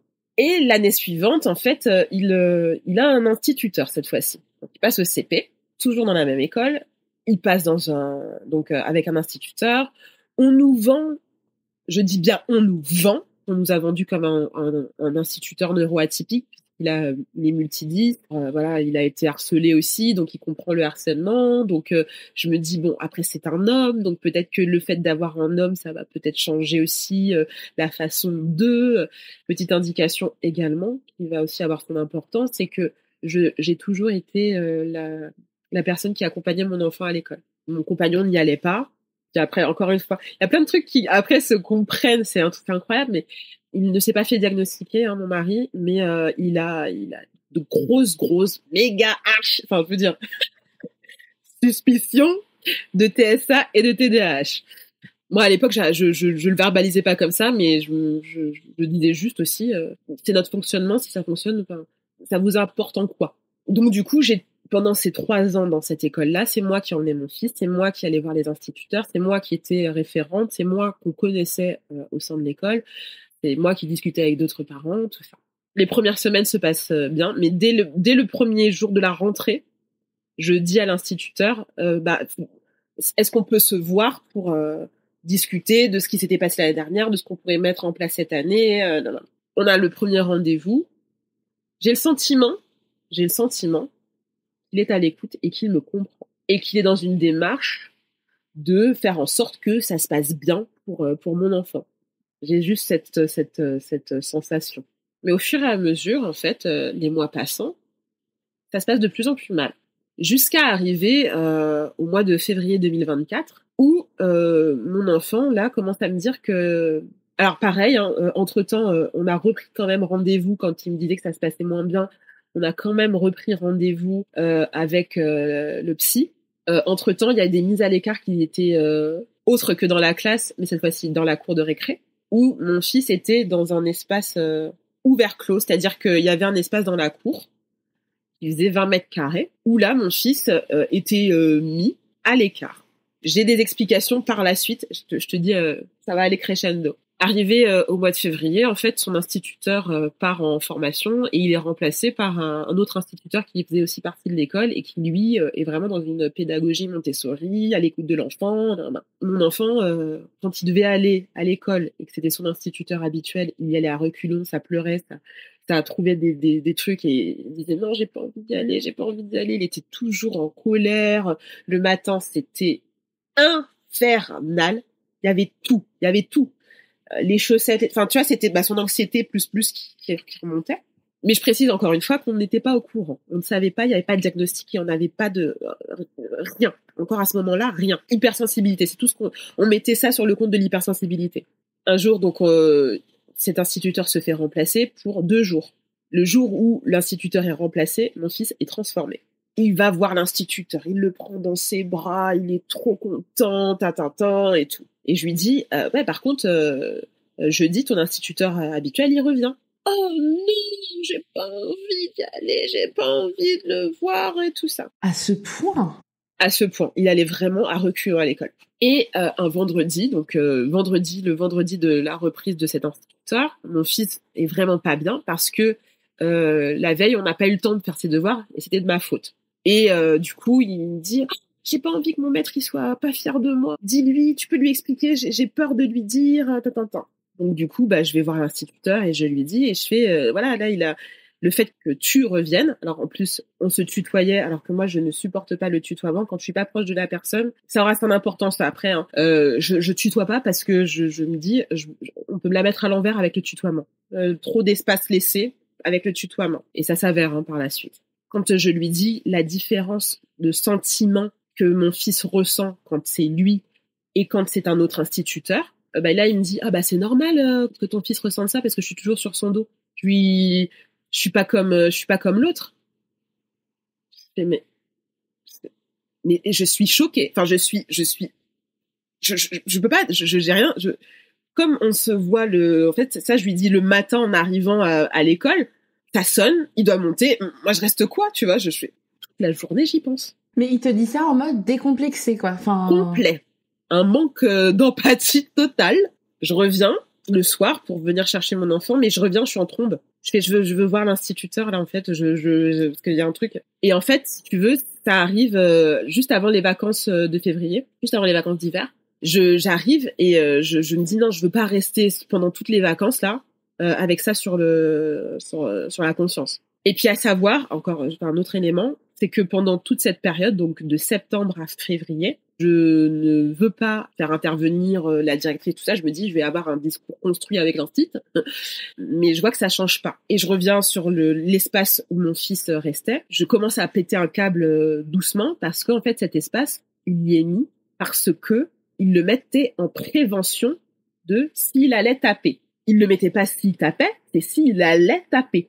Et tous les jours, mon fils revenait en me disant « maman, tu sais très bien, je suis restée là. » Tous les jours, il me disait qu'il était à cet endroit-là. Donc l'étiquetage a continué, et pire en plus, parce que c'était pas juste dans la classe, c'était systématisé, quoi. C'était systématisé. Et on faisait passer ça sous couvert de « c'est lui qui a demandé à être mis à l'écart. C'est lui qui a demandé à être mis dans cet espace-là pour réfléchir. » Mon fils, à l'époque, avait 6 ans et il n'était accompagné de personne pour lui expliquer quoi que ce soit. Donc lui, c'était rentré dans sa normalité, on va dire, que d'être mis à l'écart. C'était tout à fait normal, en fait. Pour lui, c'était tout à fait normal. L'instituteur, lui, c'était sa solution, en fait. Et moi, je lui disais, non, mais enfin, au bout d'un moment, faut arrêter, en fait. Je vais le voir, donc, le soir, le soir du matin, je peux aller le voir. En fait, c'est pas la réponse que j'attendais. Enfin, il aurait fallu me dire plutôt de comprendre pour quelle raison, en fait, mon enfant veut pas être dans la classe et pourquoi il vient à reculons à l'école. Moi, je me rappelle, à 6 ans, c'était pas mes préoccupations de me dire, enfin, moi, j'y allais, c'était mes copains, mes copines, mais j'avais pas cette intellectualisation de comment ça va se passer dans la journée, comment mon instituteur va se comporter avec moi, en fait. Et mon fils, c'était ça. Et l'instituteur, lui, c'était pas ça, en fait. Et élément que je vais rajouter, c'est que donc mon fils a un haut potentiel et donc une pensée qui est beaucoup plus avancée que son âge. Et du coup, il avait, pendant la période où l'instituteur a remplacé son instituteur habituel, il avait fait un dessin. Alors, ça prête à rire, mais en fait, il y a beaucoup de sens derrière ce dessin. C'est qu'il avait fait un plan pour tuer son instituteur. Donc, il a fait ce dessin-là quand il était avec l'instituteur qu'il appréciait. L'instituteur qui appréciait me parle de ce dessin-là et tout, mais lui, il comprend le message derrière ce dessin-là. Et il me dit aussi une phrase que l'instituteur habituel de mon fils ne m'a jamais dite, c'est-à-dire que moi inquiète, je lui dis comment ça s'est passé ces 2 jours-là, est-ce qu'il a été difficile, et lui il m'a dit bon, c'est votre fils, hein, il faut le canaliser, tout ça, mais je l'accepte comme il est et je l'inclus. Et ça, juste ça, en fait, juste cette phrase-là, ça a changé ma vision totale. Et ça m'a conforté dans une stigmatisation que son instituteur habituel, avait mise, cette étiquette. Et le fait que, j'avais l'impression que, il avait pris mon fils en tête de turc, en fait. Il n'y avait pas d'autre mot. Quand je vais le voir aussi le matin, je lui parle aussi de ce dessin. Il me dit pas, j'ai parlé avec votre fils, avec ton fils. Il me dit, j'ai parlé aux autres enfants et je leur ai dit, non, il ne va pas me tuer. Et là encore, je me dis, mais dans ma tête, mais ça fait toupie, en fait. Donc c'est pour ça que quand je reviens le soir, je me dis, mais en fait, c'est pas ça. Il aurait fallu que tu me dises, je prends ton fils et j'essaie de comprendre pour quelle raison il pense ça. Qu'est-ce qui fait qu'il se sent pas bien pour en arriver à dessiner ça? Mais je dis pas aux autres enfants, il va pas me tuer. Donc on continue dans la stigmatisation. Enfin, oh là là, mais c'est quoi ce... Et je me dis, mais attends, c'est un adulte qui parle de la mort à des enfants. Ces enfants, ils vont aller répéter ça à leurs parents. Et en soi, pour moi, c'est normal dans le sens où si j'entends un truc comme ça, je suis un parent qui veut protéger mon enfant. C'est naturel, même si ces mêmes parents avaient vu mon enfant évoluer avec les autres enfants. M'ont parlé. Et encore une fois, ça a aussi de l'importance dans ce que je vais te dire par la suite. Ses parents ont vu mon enfant. Et ils l'ont vu depuis qu'il a 4 ans. Il est rentré dans cette école-là quand il avait 4 ans. Ils l'ont vu. Ils ont vu que c'était pas un enfant qui allait taper volontairement les enfants et rigoler en disant c'est... Non. Ils le savent. Février, là, ça commence à être le point de c'est bon. En fait, j'ai essayé d'être diplomate. J'ai essayé d'être dans un one-to-one en me disant que en mettant les choses en place, ça pourrait aller. Je vois que ça fonctionne pas, que c'est fermé, quoi. Donc c'est pas possible. C'est pas possible. Et je lui dis aussi à cet instituteur d'arrêter de mettre mon enfant à l'écart dans la cour, quoi. Il comprend pas. Donc les vacances se passent. Première semaine de retour, lundi, je vais chercher mon enfant à l'école et je lui dis comment ça s'est passé à l'école et tout. Tous les jours, on me dit que ça se passe pas bien. Et l'année d'avant aussi, tous les jours, sa maîtresse, elle venait me voir. Il a fait ci, il a fait ça. J'allais à l'école, j'avais une boule au ventre tellement j'étais saoulée tous les jours. Et ça, je l'avais aussi dit au nouvel instituteur que juste préviens-moi si c'est extrêmement grave ou s'il y a un truc, tu m'envoies un message. Il m'a jamais envoyé un seul message. Hein. Jamais un seul message. Si ça va pas, je commence à poser que des questions négatives à mon enfant. Est-ce que tu t'es fait punir? Est-ce que t'as tapé? C'était pas du positif quand on se rencontrait, en fait. Et là, en fait, ce soir-là, le lundi d'après la rentrée, je lui dis comment ça s'est passé et tout, t'as été puni? Bah oui, maman, tu sais bien. Et oui, pour lui, ça devient normal, quoi. C'est ça qui est scandaleux, en fait. Il fait, mais t'as fait quoi? Bah rien, mais je dois aller à mon endroit. Et là, oh là là. Et là, je commence à péter une durite. Intérieurement, je pète une durite. Le lendemain, je reviens à l'école. Là, je pète un câble. Parce que je leur dis, attendez, on vient de rentrer des vacances, là. On a discuté. On vient de rentrer des vacances. Et il est encore puni, je comprends pas. Il a fait quoi? Oui, mais je vois que les échanges ont été vains puisque mon enfant reste toujours à l'écart. Et quand je te dis à l'écart, c'est que il a cet espace de 20 mètres carrés. Alors moi, on me dit c'est que lui, c'est lui qui décide, c'est pour réfléchir, et que ses petits copains, s'ils le veulent, ils peuvent venir jouer avec lui. Par contre, mon fils n'a pas le droit de sortir de cet espace-là avec cette ligne imaginaire. Donc, par exemple, quand il jouait à chat, les enfants, ils venaient, ils couraient dans l'espace. En revanche, lui, il n'avait pas le droit de passer cette ligne imaginaire, donc son jeu s'arrêtait. Et ils ont 6 ans, les gamins, donc ils sont pas en train de réfléchir. Il va falloir que j'aille avec mon copain dans son espace fermé et rester pendant toute la récré dans cet espace fermé. Bah non, en fait, ils jouent, ils font leur vie, en fait, les enfants. Rien n'est normal dans la situation. Mais pour eux, c'est normal. Pour eux, faut pas que je vois ça comme une punition. Il faut que je vois ça comme un moyen de pouvoir le tenir à vue. Parce que c'est compliqué, s'il fait une bêtise, pour sa sécurité, il y avait rien de sécuritaire dans l'espace où il se trouvait. S'il voulait sauter par-dessus la rambarde, il sautait par-dessus la rambarde, il se pétait une jambe, il se pétait un truc. Mais non, c'était pas du tout un endroit safe pour un enfant qui était potentiellement un danger pour lui-même. C'est ce qu'on m'avait dit aussi. Et du coup, je pète un câble. Et puis ce jour-là, on m'annonce des trucs du genre ton enfant, il fait telle bêtise, mais vous m'avez... On se croise tous les jours. On se croise le matin, on se croise parfois le midi, on se croise le soir. À aucun moment, vous m'avez dit qu'il faisait ça. Moi, je mets mon enfant sous votre responsabilité. S'il y a un danger, la moindre des choses serait de m'avertir. Pas au moment où il y a un coup de sang, de me dire il fait ça. On a préféré pas. Non, en fait, faut le dire. Il faut juste le dire. S'il y a un danger, il faut le dire. Je pète un câble devant donc la directrice qui est également institutrice, donc qui fait partie de l'équipe pédagogique, et face à 2 mamans qui ont leur enfant dans la classe de mon enfant, mais qui n'ont rien à voir avec la pédagogie. Et c'est une association, elles font partie de la branche associative qui n'a rien à voir avec le pédagogique. Donc elles n'ont pas de mots à apporter sur la façon dont j'ai de gérer cette situation. Au grand maximum, c'est l'équipe pédagogique. Et là, ces 2 femmes se permettent de juger ma façon de faire. Dont une qui me dit « Non, mais bon, tu devrais aller voir un neuropsy, un neurotien. Parce que bon, c'est difficile. » Hein. C'est difficile pour qui? Là, à ce moment-là, je comprends que c'est le bien-être du groupe qui prime par rapport au bien-être d'un enfant qui est visiblement en difficulté. Et tu rajoutes à ça le fait que sa maman, elle vienne et elle tape du poing. Et que sa maman, elle est factuelle. Et sa maman, elle note que des choses sont pas normales, mais qui sont institutionnalisées. Tout le monde se conforme à une maltraitance, parce que c'est une maltraitance. C'est totalement une maltraitance. Ce genre de termes-là, on crie au scandale. Non, on l'a pas tapé, on l'a pas...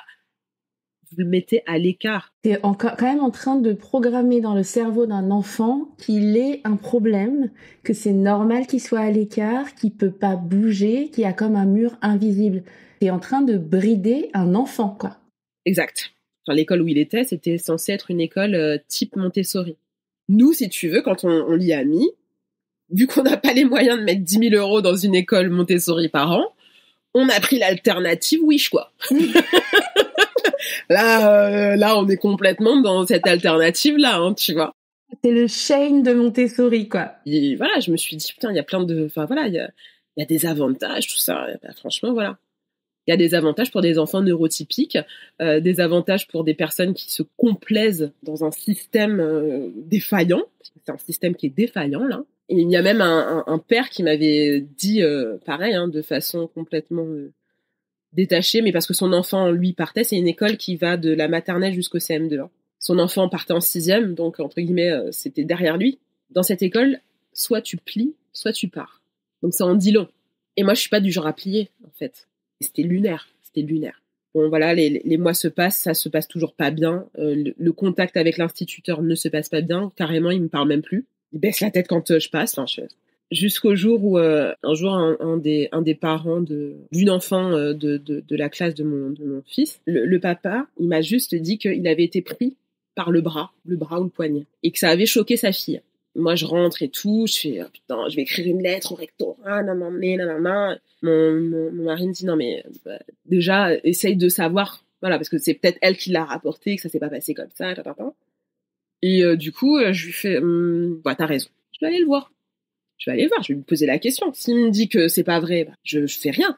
Et bah, je suis allée le voir et il m'a dit que oui, que mon fils, il ne voulait pas remonter en classe parce qu'il voulait rester dans la cour de récré, parce que ses camarades, comme ils sont en double section, les CP, eux, devaient remonter plus tôt en classe pour faire des exercices de lecture dans le calme, mais mon fils ne voulait pas. Il voulait rester encore jouer. Donc il s'est caché dans un endroit et tout. Et en fait, pour l'y extirper, son instituteur n'a rien trouvé de mieux que de lui tirer le bras. Et pas juste lui tirer le bras, c'est de le prendre par le bras et de le monter jusqu'à en haut de la classe, sur 2 étages. Par le bras comme ça, comme un sac, par le bras. Pendant qu'il se débattait, pendant qu'il pleurait. Et il m'a confirmé. Et il me dit, oui, bah, j'avais pas d'autre solution. Je fais, bah, faut pas utiliser la force, en fait. C'est pas en utilisant la force que vous allez faire monter. C'est pas comme ça que ça fonctionne, en fait. Et sa réponse, c'est, oui, bah, d'accord, bah, la prochaine fois, je le laisserai dans la cour. Je dis, mais c'est pas ça non plus que je vous demande. En fait, c'est de trouver des solutions pour faire en sorte que ça se passe mieux et pas utiliser la force pour pouvoir le faire monter.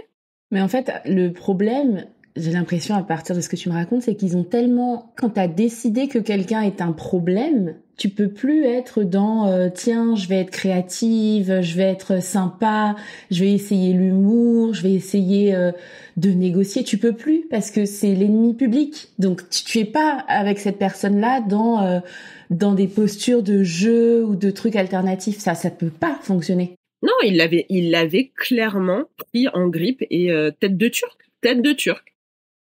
Et du coup, à partir de là, à quel moment vous vous êtes dit il y a quelque chose de plus profond que juste un HPI et on va aller plus loin avec les tests? Eh bien, on a été voir une psy. Je m'étais renseignée en TCC, donc thérapie cognitive et comportementale, qui sont des thérapies qui sont reconnues scientifiquement pour aider mon fils à ne plus taper. Les thérapies comportementales, ça sert pas à ça.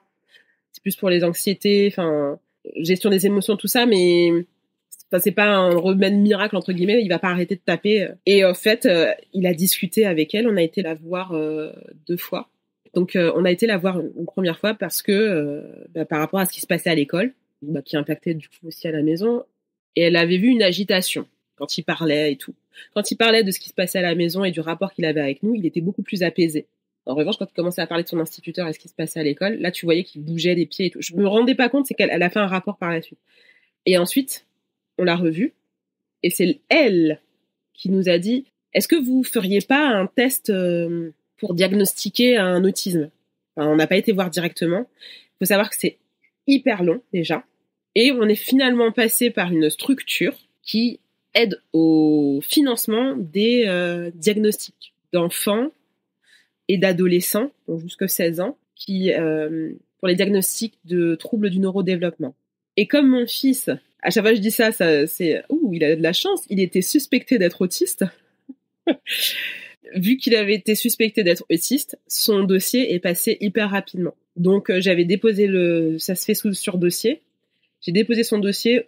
Une semaine après, on me rappelle pour me dire c'est bon, je vous donne le premier médecin qui ne se trouvait pas dans notre ville. Ça aussi, il y a une espèce de désert médical autour du diagnostic TSA, TDAH ou toute maladie, enfin tout trouble du neurodéveloppement. C'est incroyable. Et dans la ville où je suis, c'est juste le désert. Donc on a dû partir à Montpellier, dans une ville, même pas à Montpellier même, une ville à côté de Montpellier. Et en fait, on a vu un pédopsychiatre. Et ce pédopsychiatre, quand je suis arrivée, j'ai fait oui, je suis allée voir une psy qui m'a dit qu'il était peut-être hypersensible, HPI. Il m'a fait on va arrêter HPI, tout ça. Si on s'attarde sur le OQI, on va passer à côté du diagnostic TSA, TDAH. Et c'est lui qui a posé le diagnostic déjà du TDAH. Et ensuite, concours de circonstances, on a intégré une association. Et dans cette association, il y avait une neuropsy et on a pu faire aussi un diagnostic du coup TSA. Il s'est avéré. Et donc voilà, tout ça, ça s'est fait en 3 mois et ça a été méga rapide quand normalement ça aurait dû prendre 2 ans.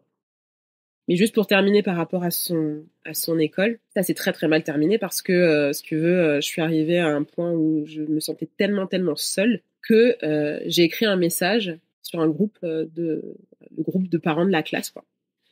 Il y a 25 pélos, il y avait 25 pélos dessus, où je dis je suis en détresse, je le marque, je suis en détresse, voilà. Factuellement, je remets tous les points de ce qui s'est passé. Et je veux savoir si d'autres personnes vivent ça pour qu'on puisse en parler. Mais pas dans une démarche de lynchage ou quoi que ce soit. C'est vraiment dans une démarche comme ce que j'ai pu faire sur Boobs, dans une démarche de on peut parler ensemble parce que là je suis seule. Je parle à certains parents, mais je rentre pas dans le dur. Je reste un peu en surface. Et là, ça se retourne contre moi. Dans ce groupe, il y a ces 2 mamans dont je te parlais tout à l'heure. Ces 2 mamans vont en parler à la directrice et on va en parler à l'instituteur. Le soir même, l'instituteur se met en arrêt. L'ATSEM se met en arrêt. Ils envoient un message à toute la classe pour dire l'instituteur est en arrêt pour une durée indéterminée et son ATSEM pareil, sans donner de raison. Le lendemain matin, ils envoient, donc c'est le bureau de l'association, envoie un email à toute l'école pour dire que l'instituteur et son assistante sont en arrêt parce qu'une famille leur met la pression. La famille n'est pas nommée, mais ils donnent toutes les informations qui peuvent mener à mon identification. Ça, il l'envoie à 8 heures. Moi, je vais pas à l'école pour emmener mon fils puisque on me dit que l'instituteur est absent. Mais je reçois le mail. Mais ce que je ne sais pas et ce que j'apprends par la suite parce qu'on m'envoie des messages, c'est qu'ils ont imprimé ce mail et qu'ils ont distribué ce mail à toute l'école. Et quand les personnes, soit elles ont pas fait attention que les papiers sont distribués, donc elles ont pas fait attention que les papiers sont distribués, ils leur courent après. Prenez le papier, c'est important. 3 ans que j'étais dans cette école-là, j'ai jamais reçu un seul papier. Faites de l'école, des dons, des trucs. J'ai jamais reçu un papier. J'ai jamais reçu un mail pour, genre, c'est hyper important. Moi, par contre, j'ai eu le droit à ça. Ils ont ouvert une cellule de crise suite à cet événement. Alors que ton message, c'était juste, est-ce que j'ai besoin d'aide, j'ai besoin de parler. C'était ça ton... C'est ça. Ils ouvrent une cellule de crise, une cellule psychologique, sans psychologue, hein, parce que c'est marrant ça. Ils ouvrent une cellule psychologique, pas pour nous, la famille qui a été jetée en pâture et stigmatisée, mais pour les parents qui pourraient être choqués de ce qui s'est passé. Parce que tu comprends, tu vois, c'est aussi grave que ce qui s'est passé au Bataclan. C'est hallucinant. Et en fait, je suis passée de la maman un peu chiante qui trouve à redire parce que son fils est mis à l'écart, à la maman harcelante et qui met sous pression parce que au bout d'un moment, j'ai dit ça va. En fait, l'histoire elle va pas rester que au sein de l'école. Comme c'est une école qui est semi-privée et voilà, qui dépend des subventions, tout le talala, faut pas que l'image soit entachée. Faut pas que l'image soit entachée parce qu'il y a d'autres personnes qui peuvent s'inscrire aussi dans l'école, tout ça. Et j'ai fait intervenir l'inspection académique. Tous les échanges que j'avais, je les faisais parvenir à l'inspection académique et à une autre branche qui gère cette association à un niveau plus élevé et je mettais tout le monde en copie. On m'a reproché d'être trop procédurière. Donc c'est ça, c'est tout ça, tu rajoutes tout ça, et je suis devenue le caillou dans la chaussure. Et ils ont osé porter plainte contre moi parce que j'avais écrit ce message de détresse. On en est arrivé à la stigmatisation de mon enfant et ma stigmatisation.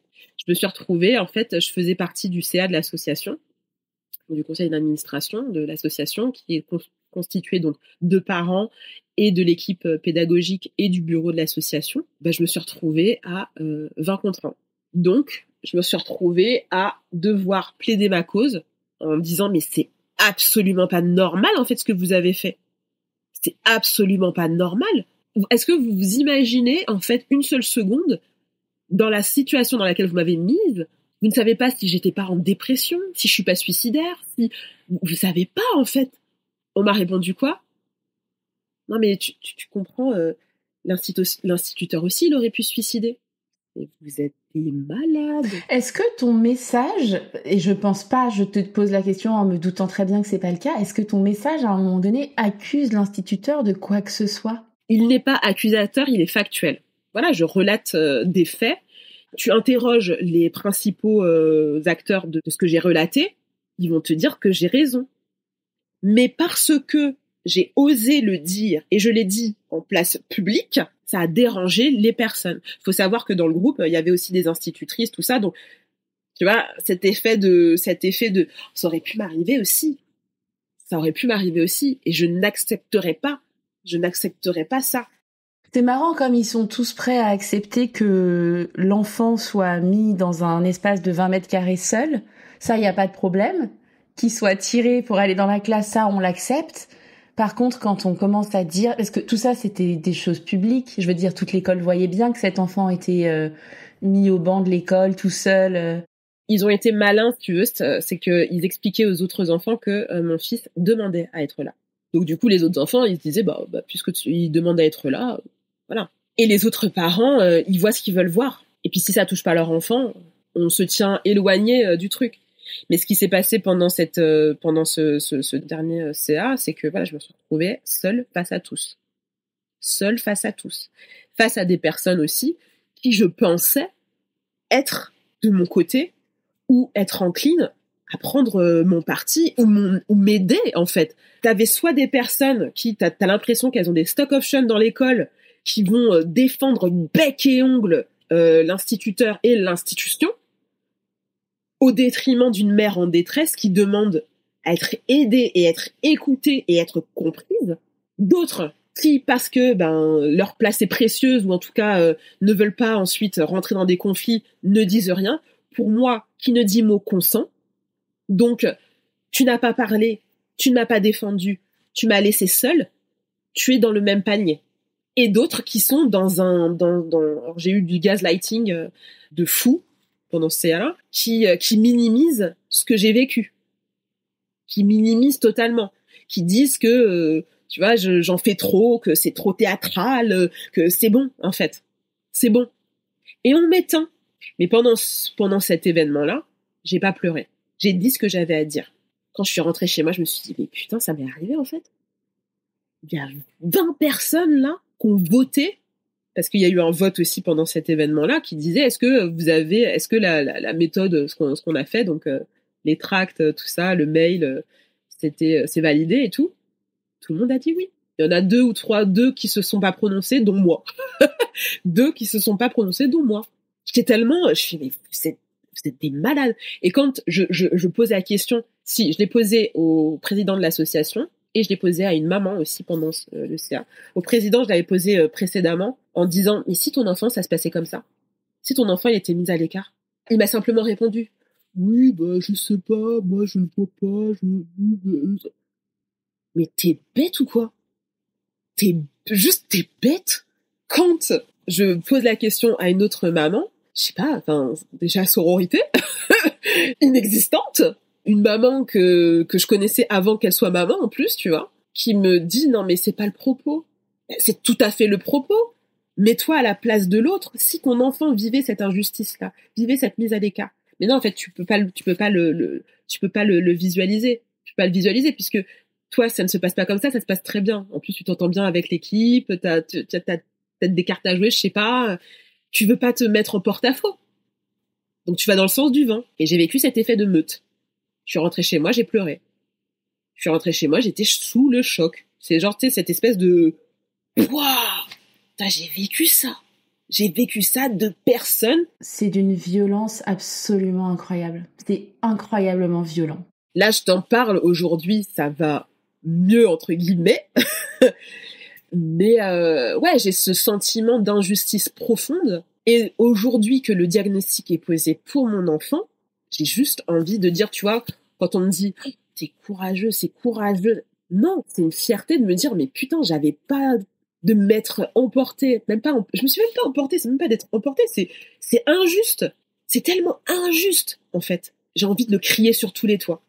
Mais j'ai envie de bien le crier sur tous les toits. C'est-à-dire que j'ai pas envie d'être dans une colère, dans une amertume pour que mon message soit pas entendu. Je suis pas dans la compréhension non plus de l'équipe pédagogique. Je suis pas dans la compréhension non plus de ces personnes qui préfèrent, qui ont cette préférence des leurs plutôt que de voir la détresse d'une. Ça peut-être que voilà, je laisserai les choses se faire par la suite, mais je suis encore dans cette injustice qui m'habite en fait, parce que les choses sont pas closes. Ouais. Et puis moi, ce qui me frappe surtout, c'est que t'es quand même déjà, tu vis un truc qui est atypique. Tu vois, tu vois des comportements de ton enfant qui, toi-même, là, t'en parles de façon très détachée et a posteriori. Mais j'ose même pas imaginer le matin, toi, la boule au ventre pour préparer ce petit garçon qui a pas envie. Toi aussi, peut-être que tu te fais taper. Toi aussi, tu te poses 1000 questions. T'es là, t'essayes, t'es seule. T'essaies de porter le truc à bout de bras. Et au lieu de t'aider, au lieu de te dire, on va voir ce qui va pas, on va essayer de comprendre. Non, on se met contre toi. On te culpabilise plus parce que ce que j'ai pas dit aussi, c'est que ce qui m'était reproché, c'est de ne pas avoir fait les démarches assez rapidement. Parce que, soi-disant, ils avaient tout tenté pour gérer mon enfant. Donc, ils ont tellement tout tenté que la chose qu'ils ont trouvé à faire, c'est de le mettre à l'écart. Avant de m'en parler, c'est la mise à l'écart. Ça a été, voilà. Je n'ai pas fait le dossier MDPH parce que je t'explique. Enfin, je te disais, j'étais dans un déni. Moi, mon déni de grossesse, il a duré jusqu'en juin 2024. Et l'accouchement, il a été en juillet 2024. On est en janvier 2025. Il y a encore des choses que je dois faire. Le dossier, je l'ai pas finalisé. Mais ça se fait pas en un claquement de doigts. Les neuropsy, enfin les professionnels, tout ça, il y a des délais d'attente, c'est long, t'es seul, c'est fastidieux. Tu prends en compte les crises, tes propres crises. Il y a plein de choses qui rentrent en considération. C'est pas juste en fait mon fils il a besoin donc vous avez je peux avoir rendez-vous demain. Non, ça fonctionne pas comme ça. Même pour avoir rendez-vous chez un dentiste, tu dois des fois attendre 6 mois. Donc c'est pas des médecins avec lesquels t'as pas des neuropsy spécialisés en TSA, spécialisés en TDAH. Quand toi, tu sais même pas que ton fils, il est TDAH ou TSA, tu sais pas vers qui aller, tu tâtonnes. Et on a eu, encore une fois, extrêmement de chance d'être tombé sur un médecin qui a pu déceler ça. Et qui, en plus de dire, je sens des signes de TDAH, mais je sens aussi du trouble autistique, aller vers. On a eu extrêmement de chance parce qu'on aurait pu passer à côté de ça, tu vois.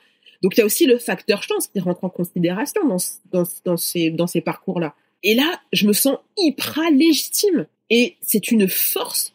C'est pas facile tous les jours. Et là aujourd'hui, tu vois, genre depuis début janvier, on est dans une galère de ouf avec notre fils qui est en décompensation. C'est pas rose tous les jours.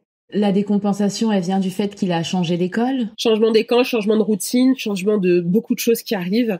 Et il a fait, grosse année de stress l'année précédente. Et puis normalisé en plus de ça. Normalisé, totalement normalisé. Pas du tout d'accompagnement. Les adultes autour de lui n'étaient pas du tout bienveillants. Moi, je l'étais pas forcément non plus parce que là, T'as ta propre anxiété et ton propre stress aussi qui se mélangent. Il y a plein d'émotions qui rentrent en compte.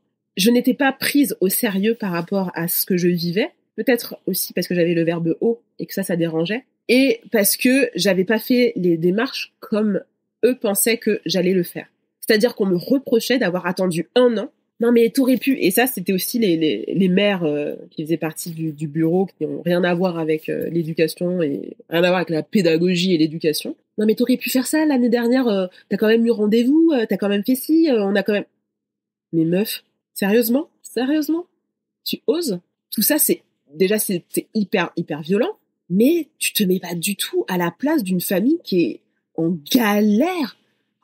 Et en plus, tu rajoutes à ça aussi nos soucis financiers. C'est bla. Et là, aujourd'hui, j'ai envie de leur dire, voyez, vous avez ouvert vos bouches. Vous avez mis une étiquette sur un enfant qui était porteur de troubles. Et vous avez stigmatisé une famille porteuse de troubles et qui était en galère. Du coup, tu as eu le diagnostic de ton fils en juin et tu nous dis en juillet, j'ai eu mon accouchement, entre guillemets. Ça a correspondu à quoi pour toi ? En juin, on a déposé le dossier pour l'aide au financement des diagnostics avec du coup la suspicion TSA et tout. C'est la première fois qu'on parlait d'autisme. C'est la première fois qu'on parlait TSA. TSA, pas de TDAH. Mais on nous a dirigés vers un pédopsychiatre et on nous a dit c'est un super pédopsychiatre, on envoie les familles et le profil, tout ça. pense qu'il pourrait vraiment vous aider et tout. Sachant que cet organisme n'avait jamais rencontré mon fils, ne nous avait jamais rencontrés, mais au vu de ce que j'avais pu écrire dans le dossier, ils se sont dit, lui serait certainement pertinent. Et effectivement, quand on est arrivé, il nous a dit ça. Donc, on a eu rendez-vous en juillet, début juillet. Et ensuite, c'est lui, alors c'est un petit peu peut-être le syndrome de la blouse blanche, mais qui nous a orientés vers le TSA. Et c'est là que ça a commencé à faire ce cheminement. C'est pour ça que je te parle d'accouchement, parce que on mettait un mot sur des comportements qui n'étaient pas, entre guillemets, normaux. Parce que, tu vois, j'en étais même venue à me dire, enfin, c'est des paroles qui sont horribles.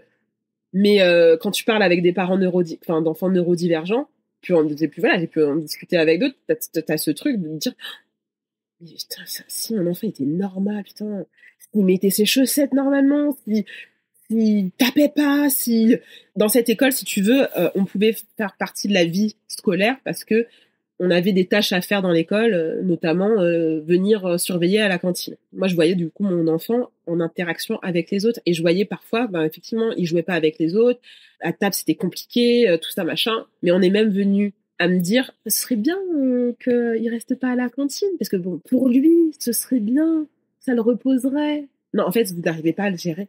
Alors, je veux bien que parfois, tu vois. Là, cette année, c'est ce qui se passe et on le sait avec la décompensation. Il y a beaucoup de bruit, il y a beaucoup de stress, il avait pas de casque anti-bruit à l'époque. Donc, c'est beaucoup de stimulation pour lui qui peut augmenter son anxiété et donc augmenter son trouble. Mais à l'époque, on le savait pas. Et eux, ils n'en avaient pas du tout conscience non plus et ne nous ont pas donné d'alternative pour pallier à ce stress. Ils l'associaient pas au stress, c'est plutôt, il est chiant quand même, ton fils. Il y a aucune finesse psychologique là-dedans, en fait. C'est vraiment, il nous saoule, il se plie pas aux règles du groupe, donc on va le mettre de côté, quoi. On va pas essayer. Mais pas du tout, en fait. Tous ces petits éléments ont fait que, voilà, on mettait pas de mots dessus. Toute l'équipe pédagogique, les parents, l'entourage, vous voyez qu'il y avait un truc. Et notamment l'équipe pédagogique, puisque l'année précédente, ils avaient fait venir une personne de la MDPH. T'as ce côté qui est dissonant parce que on fait venir quelqu'un pour un potentiel handicap, mais on met en place des choses stigmatisantes. Comme si c'était un délinquant, en fait. Absolument. C'est un danger pour lui-même et pour les autres, c'est ce qu'il me disait. Hein.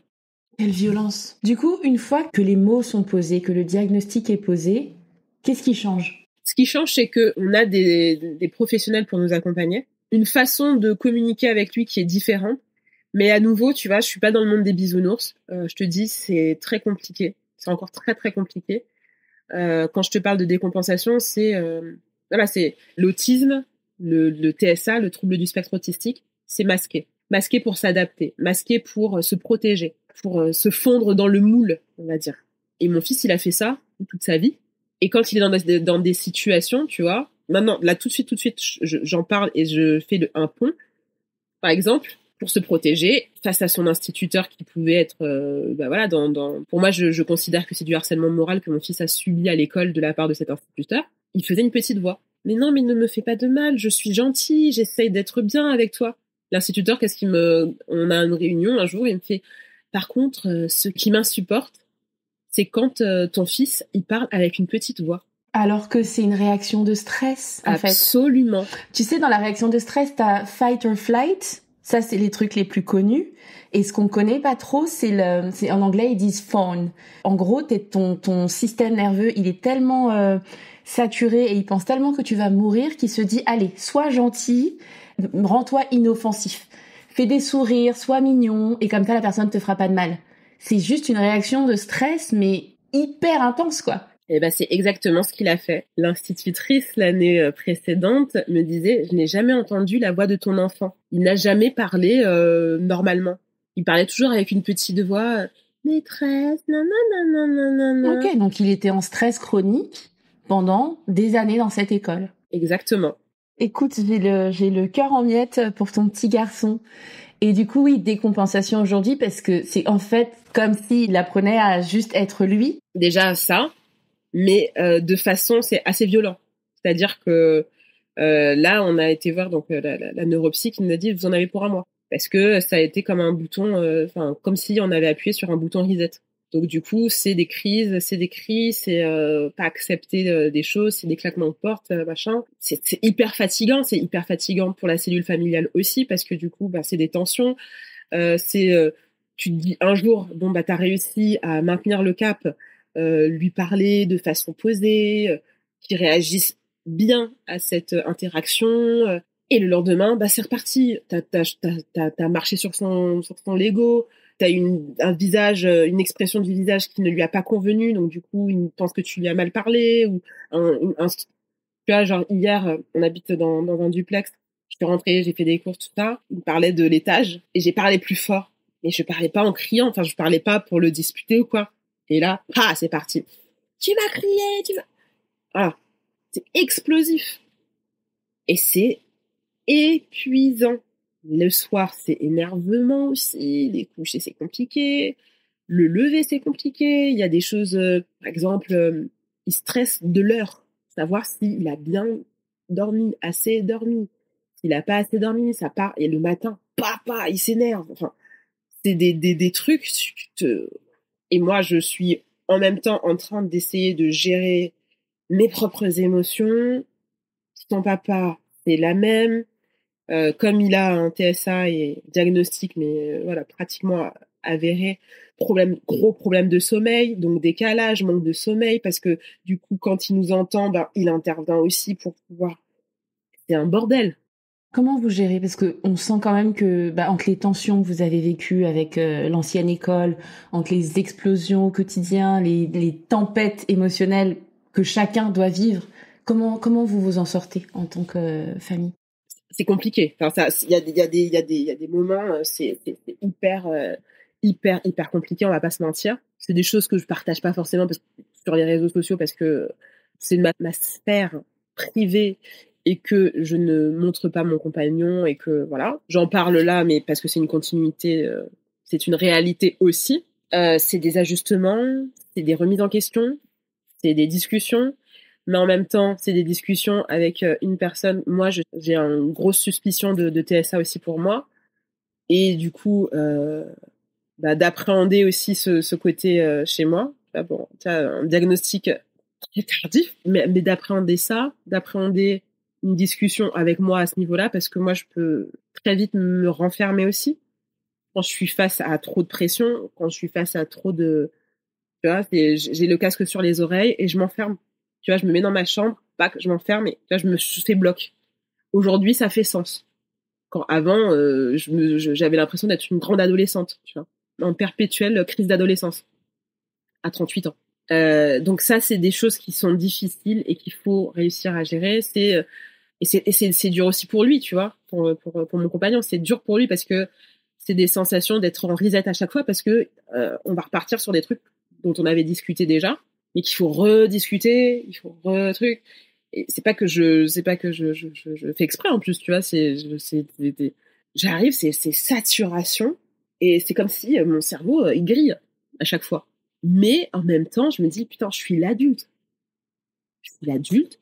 j'ai un enfant devant moi qui a un TSA, il faut que j'arrive à faire face à ça.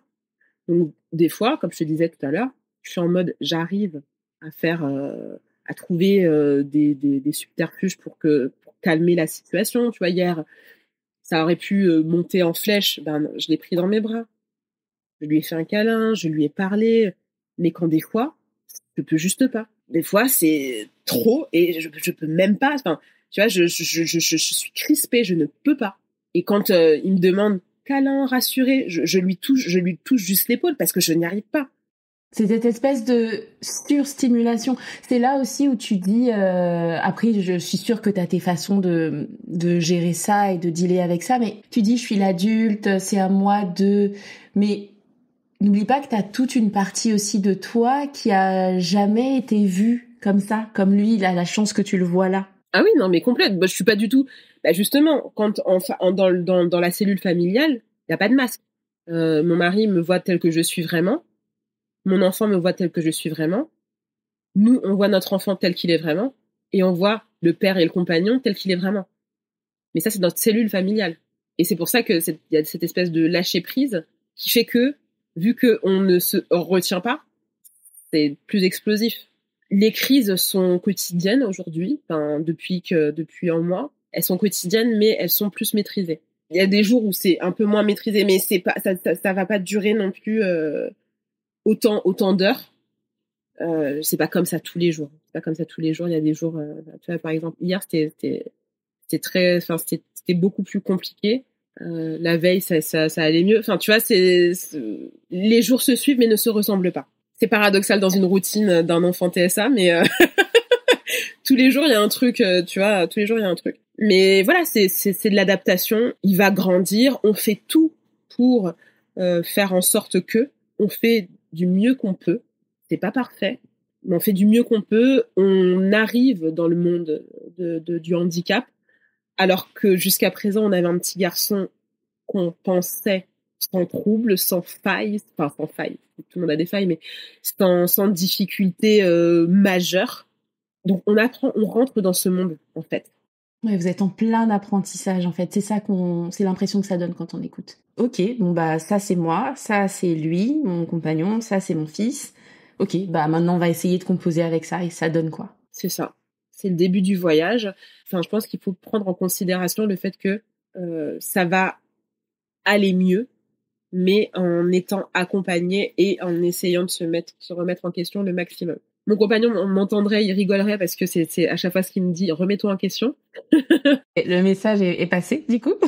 Mais j'ai conscience qu'il faut que je le fasse aussi, mais qu'on va grandir. On va grandir, il va grandir, lui, et on va grandir avec lui sur cette étape. Ce que je trouve génial en t'entendant, encore une fois, on n'est pas de vernis brillant sur les difficultés que ça a été, mais ce que je trouve génial, et là où je trouve que ton petit garçon a énormément de chance, c'est que t'as pas lâché. Tu t'es pas dit, oh, moi aussi je vais faire la petite voix, je vais essayer de me faire bien voir. T'as pas lâché, tu t'es battu pour lui, en fait. Alors, je l'ai fait cette petite voix au début. Quand je me suis dit, ton enfant, il va encore faire 3 ans dans cette école-là, j'ai pas envie déjà que là, c'est compliqué. J'ai pas envie qu'il vive une fin de scolarité. Nous, on voulait qu'il aille jusqu'en CM2 dans cette école. Mais il faut savoir qu'il y a 4 enseignants dans cette école. 4 enseignants qui se réunissent et qui parlent entre eux. Donc au départ, j'ai voulu être dans la diplomatie. Et puis au bout d'un moment, quand je vois qu'on envoie des emails et des lettres, je fais non là c'est bon, en fait, vous foutez de moi, ça va. En fait, je vais pas être une serpillière et mon enfant ne sera pas non plus une serpillière. Donc tu cherches des alternatives. Mais en même temps, tu flippes parce que tu te dis oh punaise, où est-ce que je vais le mettre? Où est-ce qu'il sera accepté? Où est-ce qu'il sera bien? On avait cette appréhension de l'école publique, donc on voulait pas le mettre à l'école publique. Finalement, il est dans une école publique, ça se passait très bien, mais là, vu que la décompensation, c'est un peu plus compliqué, mais jusqu'à présent, ça se passait très bien par rapport à ce qu'il avait vécu précédemment. Et pas de stigmatisation à le mettre de côté ou mettre dans un coin de la cour, quoi. C'est vraiment un truc que je trouve génial avec notre génération, après pas tout le monde. Je trouve que on fait mieux que les générations d'avant. On essaye. On essaye de faire, ouais. On essaye. Et ça, c'est vraiment exceptionnel. Et ça, c'est sa chance à lui, tu vois. Alors oui, c'est dur, oui, ça a été dur. Enfin, vous avez eu du stress, enfin, un niveau de stress absolument inhumain. Mais il a de la chance de vous avoir dans son équipe et de son côté. Et ça, c'est fantastique. C'est rigolo parce que, par exemple, la dernière fois, on est allé au parc et tout. Et on parle énormément. Son papa, il parle plus que moi parce que des fois, moi, j'arrive, je laisse-le faire qui redescend parce que là, je ne peux pas parler. Mais son papa, il vient quand même parler avec. Et du coup, on le tape pas. C'est un détail qui a son importance, mais on ne le tape pas. On va au parc la dernière fois. Il voit un petit garçon et le petit garçon dit « Maman, je voudrais... » Et paf, il se prend une baffe. Et là, mon fils me regarde et l'injustice pour lui, c'est je vais aller taper le papa. Je vais aller taper le papa parce qu'il a tapé l'enfant. Il a rien dit du tout et tout. Je fais tu vois. Et parce que comme dans ces phases de décompensation, alors on a le droit à toutes les insultes à hauteur de son âge. Hein. T'es une sorcière, donc ça il nous le dit à toutes les sauces si tu veux. Mais non, on réagit pas en le tapant ou quoi que ce soit. Quand nous à notre époque, on aurait eu un mot plus haut que l'autre, c'était fini. On n'avait plus de bouche. Et nous, on veut casser ce schéma traumatique et on veut casser du mieux qu'on peut. Je dis pas que voilà. Le fait, on crie aussi, il nous arrive de crier tout ça. Enfin, c'est ce qu'on disait tout à l'heure, on est humain en fait. Et t'as aussi ton émotion, et t'as aussi ton stress, et t'as aussi ton trouble. Enfin, c'est presque normal en fait. Quand mon fils voit cette scène-là, je vais bah, tu vois, qu'est-ce que nous on fait qui n'a pas été fait à ce moment-là? Bah, vous m'expliquez, vous me parlez? Je fais oui. Mais après, tous les parents n'arrivent pas à parler comme nous on parle. Ils ont pas forcément les mots, ils prennent pas forcément le temps. Et c'est ça qu'on essaie de lui faire comprendre aussi. Et qui voit aussi cette différence et qui comprennent du haut de ses 7 ans qu'on fait ce qu'on peut et tout ce qu'on peut pour pouvoir l'accompagner. Mais que la seule chose qu'on lui demande, c'est de nous respecter. Qu'il ait un trouble ou pas un trouble, c'est la base. Qu'on laisse pas passer ça. Et le respect, c'est nous à son égard, lui à son égard, et le reste du monde à son égard. Lui à l'égard du reste du monde. Et que on lui explique, parce que des fois, avec nostalgie, il repense à son ancienne école, et on lui dit, t'étais pas respecté dans cette école. Donc non, tu n'y retourneras pas. Tu n'étais pas respecté. Ce n'était pas une bonne école pour toi. Tu parlais tout à l'heure du mot bienveillance. Pour moi, c'est ça la vraie bienveillance. Tu laisses pas faire n'importe quoi sous prétexte que t'es un enfant, t'as tes valeurs, t'as ton cadre, t'as tes règles, entre guillemets, et à côté de ça, t'as la compréhension de ton enfant, t'as de l'empathie pour ton enfant, et aussi pour toi. Pour moi, c'est ça, la vraie bienveillance. C'est pas juste afficher un truc, plein d'étiquettes, de dire parentalité ceci, parentalité cela. Pour moi, c'est ça, en fait. La vraie bienveillance, celle qu'on voit pas vraiment, en fait. Comment est-ce que ce diagnostic, que ce soit celui de ton enfant ou de toi-même, a impacté le reste de ta vie? Donc là, on a parlé un peu de comment ça a changé votre vie familiale, mais le reste de ton jeu de balle, comment est-ce qu'il a été impacté? Une remise en question surtout. En tout cas, beaucoup de réponses aux questions que j'aurais pu me poser, aussi bien sur mon enfant que sur moi-même. Et des rapports que je pouvais avoir avec les autres. Et du rapport que lui pouvait avoir avec les autres. Et de me dire, bah, t'es pas bizarre. Et ton enfant, il est pas bizarre. Il a juste un fonctionnement qui est différent des autres. Dans un monde qui n'est pas forcément adapté à lui, qui n'est pas forcément adapté à toi.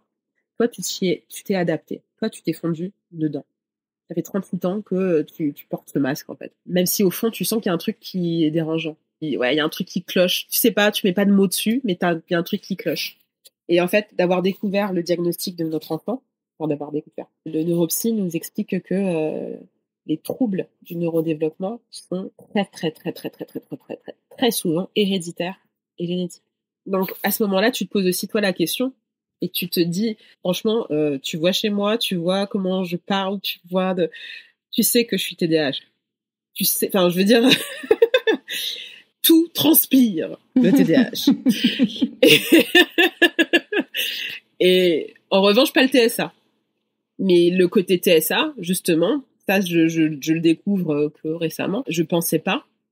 Mais après, quand tu poses des questions, quand tu fais les tests, quand tu regardes, quand tu te renseignes, quand tu dis, je coche beaucoup de cases quand même. Mais toute ta vie, tu masques parce que quand t'es petite, et c'est ça la différence, si tu veux, entre justement notre génération et la génération de nos parents, c'est que moi, j'étais bavarde. À l'école, j'étais bavarde. On m'a dit, bah t'es bavarde, t'as des punitions. T'as des punitions, tu te fais engueuler par tes parents. Tu peux pas te faire engueuler par tes parents. Donc t'arrêtes d'être bavarde. Et puis quand t'es une fille, les diagnostics, c'est pas du tout les mêmes que pour les garçons. Moi, je sautais pas partout, je gesticulais pas. Enfin, j'avais plutôt le côté entre guillemets rêveuse. Non, j'étais pas rêveuse non plus. Ouais, j'étais bavarde. Après, je le faisais discrètement. Mais j'étais pas une petite fille rêveuse. Mais j'avais des difficultés, par exemple, aujourd'hui. Aujourd'hui, je pense. Là, c'est de l'autodiag, mais d'avoir pris des informations, tout ça, je pense être dyscalculique. J'ai vraiment une phobie des chiffres qui me mettent dans des difficultés énormes aujourd'hui dans ma vie, alors que je suis en micro-entreprise et que je dois gérer ça et tout. Mais j'ai une phobie des chiffres et une phobie de la logique aussi. Donc toute ma vie, je me suis sentie complètement bête, alors que j'avais des énormes capacités en langue, des énormes capacités. Je m'intéressais à plein de choses. J'étais hyper curieuse. Et c'est en ça que tu vois par exemple le TDAH et le TSA aussi, c'est l'hyperfocus, les intérêts particuliers. Je me souviens, j'avais 9 ans et j'adorais, je voulais faire de la programmation. de la programmation sur ordinateur. Et j'adorais ça. J'ai demandé mon VTech 3000, VTech 6000, pardon, VTech 6000, mon petit ordinateur. J'adore. Et j'étais à fond. J'étais trop contente. Quand d'autres petites filles, c'est jouer à la poupée, dinette, jouer avec les copines, faire venir les copines à la maison. Ça, je faisais pas ça. Moi, j'étais trop contente avec mon petit ordinateur. Ça n'a pas changé. Ah, mais j'adore. Mais tu vois, c'est là où c'est tellement important, en fait. C'est pas les étiquettes, c'est juste comprendre et travailler avec qui on est. Te dire, OK, bah, moi, je suis comme ça, comme ça, comme ça. Ça, c'est mes particularités. C'est ni bien ni mal. C'est juste qui je suis. Et voilà comment j'avance dans la vie, en fait. Avec qui je suis et où j'en suis. Et ça, je trouve ça cool. Ouais, mais ça, aujourd'hui, je me l'autorise parce que j'ai fait un énorme cheminement sur qui je suis. La maternité y a contribué à 3000%. L'allaitement y a contribué à 5000% parce que j'avais un détachement total de ce que peut penser l'autre. Mais paradoxalement, je me suis retrouvée dans des situations où, bah encore aujourd'hui, tu vois, les personnes qui m'ont fait du mal, parce que c'est du mal qu'elles m'ont fait, je les croise, je peux même pas les regarder dans les yeux, alors que j'ai rien à me reprocher. Tu vois ce que je veux dire? Donc t'as ce paradoxe-là entre le fait de savoir qui tu es maintenant. J'ai l'impression d'avoir une deuxième naissance, tu vois. Le fait déjà d'avoir ce diagnostic TDAH, j'ai pas encore le TSA, mais c'est incessamment sous peu. Mais c'est de savoir qui tu es. Quand toute ta vie, on t'a dit, tu es quelqu'un d'autre. Et ça passe par beaucoup de choses. Ça passe pas par que d'arrêter les bavardages. C'est les cheveux. Je me disais des conditionnements. Ouais, mais des conditionnements de quoi? De pourquoi? J'ai été aidée par mon compagnon qui m'a dit, mais reste ta tête. Et là, j'ai des locks. 5 ans sont passés, j'ai des locks. C'est une énorme signification aussi pour moi, ça, tu vois. C'est d'accepter. Non, les locks, c'est pas sale. Non, les locks, c'est pas négligé. Non, les locks, ça embrasse qui tu es. Ça dénote aussi pour moi une patience que je n'ai pas, ou que j'ai peu. Je me suis rasé combien de fois la tête avant de laisser pousser? Ça fait 3 ans que j'ai pas coupé mes cheveux. C'est un truc, c'est à marquer d'une pierre blanche. Mais tout ça pour te dire que le diagnostic de mon enfant a fait que ça l'a révélé. En tout cas, ça commence à le révéler et ça me permet de légitimer des comportements et ça me permet aussi de légitimer mes propres comportements et mes propres actions menées en me disant j'ai pas fait ça en vain. Et en même temps, ça m'a permis aussi à moi de me révéler. Parce que je me dis, tous ces questionnements et voilà, je suis pas une personne qui est feignante, je suis pas une personne bête. Là, je suis pas une personne bizarre dans mes comportements et dans mes relations. C'est juste que il y a une adaptation qui est pas la même et il y a une compréhension qui est pas la même. Et en ça, je trouve que c'est important. C'est pas juste une mode parce que je voyais passer ça aussi. C'est pas juste une mode. Je croyais bien que si si on pouvait s'en passer, on s'en serait passé. C'est sûr, c'est sûr. Mais dans ce que tu dis, on vous voit, enfin moi je vous vois tous les trois sur un chemin qui va vers plus d'acceptation, plus d'intégration. Ce sera pas le tout lisse, ce sera pas sans dodane, mais le fait de savoir, le fait de comprendre, le fait de mettre des mots, au moins tu peux commencer ce travail-là. C'est tortueux. C'est même tortueux. C'est pas des dodanes. Là, c'est le Mont Ventoux que tu fais avec les virages. Je sais que tu n'es pas au bout du chemin. Tu es presque au début de ton chemin, avec la neurodivergence, la tienne, celle de ton enfant, celle de ton compagnon. Mais imagine que là d'où t'es, tu puisses envoyer un message vocal WhatsApp à tous les parents, neurodivergents ou non, d'enfants neurodivergents. Qu'est-ce que tu leur dis dans ce message? Faites-vous entourer et accompagner. C'est marrant parce que c'est un message que j'aurais donné aussi pour l'allaitement. C'est une espèce de redite, mais être accompagné au maximum, accompagné des bons professionnels de santé, se renseigner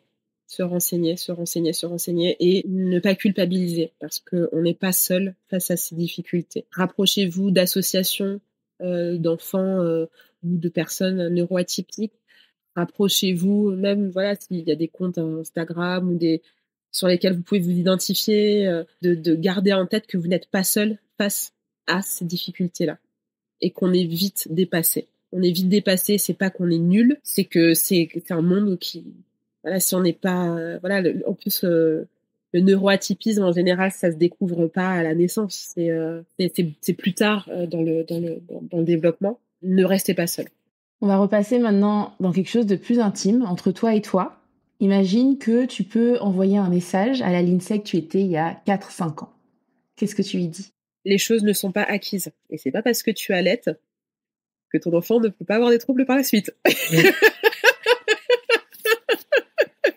J'en rigole, mais tu te dis, quand voilà, il y a 5 ans, ah là là, je vais lui parler, voilà, bienveillance, éducation positive, on va faire la maternité proximale, le maternage proximal, le portage, on va chanter, patati patata. Résultat, 5 ans après, alors, trouble, il y a, mais c'est un enfant, ça reste un enfant qui a ses complexités, qui a son identité et qui grandit, en fait. Donc, tout n'est pas acquis. Et essayer de l'accompagner au mieux comme on peut et ne pas s'enfermer dans une façon de faire et essayer. Voilà, c'est pas parce que tu essayes d'autres choses, d'autres méthodes que ça ne peut pas fonctionner. Vous allez trouver un moment, un chemin de croisière en fait ensemble. Ce que tu dis, ça me fait penser à ce truc de au moment où t'accouches, c'est ton accouchement, mais c'est aussi ta naissance. Toi, t'as beau rêver le truc, imaginer le truc, tout mettre en place, et t'as tout le reste. T'as lui, son histoire, sa personnalité, et l'univers autour, en fait, que tu contrôles pas du tout. Pour terminer, Lindsay, on parle beaucoup de, pour moi qui suis beaucoup dans le monde du développement personnel, on parle beaucoup de croyances limitantes. Et moi, j'ai envie de prendre le contre-pied de ça, et j'ai envie que les invités du podcast me confient leurs croyances soutenantes. Je veux qu'on arrête de parler de croyances limitantes et je veux qu'on mette en lumière les choses qui font que notre lumière, elle continue à briller, les choses qui font qu'on continue à avancer, les choses qui font qu'on continue à se challenger. Si toi, je te demande, c'est quoi ta croyance soutenante la plus puissante? Qu'est-ce que tu me dis? Ma résilience. Et me dire que malgré les difficultés, je sais que ça peut pas être pire que ce qu'on a vécu là, aujourd'hui, pour l'instant. Ça peut pas être pire. Je veux dire, il a la santé. On va faire en sorte que ça continue comme ça, mais d'essayer de trouver en soi la force de pouvoir continuer à avancer. La résilience au niveau voilà du passé, les personnes qui ont contribué paradoxalement à ce qu'on en arrive à ça aujourd'hui, ont fait qu'on en est là aujourd'hui. Parce que ce qui s'est passé a mené à ces diagnostics. Voilà. Donc, je vais pas être dans allez, on va tous aller boire un café ensemble et tout. Non. Mais elles ont contribué à ce qu'aujourd'hui, on puisse accompagner notre enfant et nous se faire diagnostiquer. Donc la résilience. La résilience, et j'entends aussi la gratitude pour le chemin, en fait, aussi dur qu'il a été, aussi dur que les protagonistes qui en ont fait partie, aussi violents qu'ils aient été, la gratitude pour le chemin, parce que sans ça, en fait, tu serais pas où t'en es aujourd'hui. Pour toutes les épreuves, pour toutes les étapes, pour toutes les expériences. Pas que là, mais moi, du début de ma vie, en fait, jusqu'à aujourd'hui, toutes les épreuves et toutes les expériences passées ont fait que je suis là et que je suis qui je suis aujourd'hui. Merci infiniment, Lindsay. Encore une fois, c'était un bonheur de discuter avec toi. On se revoit dans 5 ans, peut-être avant. En tout cas, si tu as envie de venir nous raconter votre évolution en tant que famille, tu es toujours la bienvenue. Dis-nous avant qu'on se laisse, où est-ce qu'on peut te suivre et se connecter avec toi? On peut me suivre sur Instagram, principalement sur @boobsfr_. Et à la prochaine, et merci encore. À la prochaine, Ruth, et merci. Si cet épisode vous a parlé, je vous invite à me retrouver sur Instagram @ruthmanou.lesjongleuses pour continuer la conversation. J'y partage aussi régulièrement des ressources et des échanges autour de la parentalité et du développement personnel pour mieux se connaître et avancer en tenant compte de son propre fonctionnement. Je vous donne rendez-vous au prochain épisode, seul ou accompagné, et d'ici là, prenez soin de vous.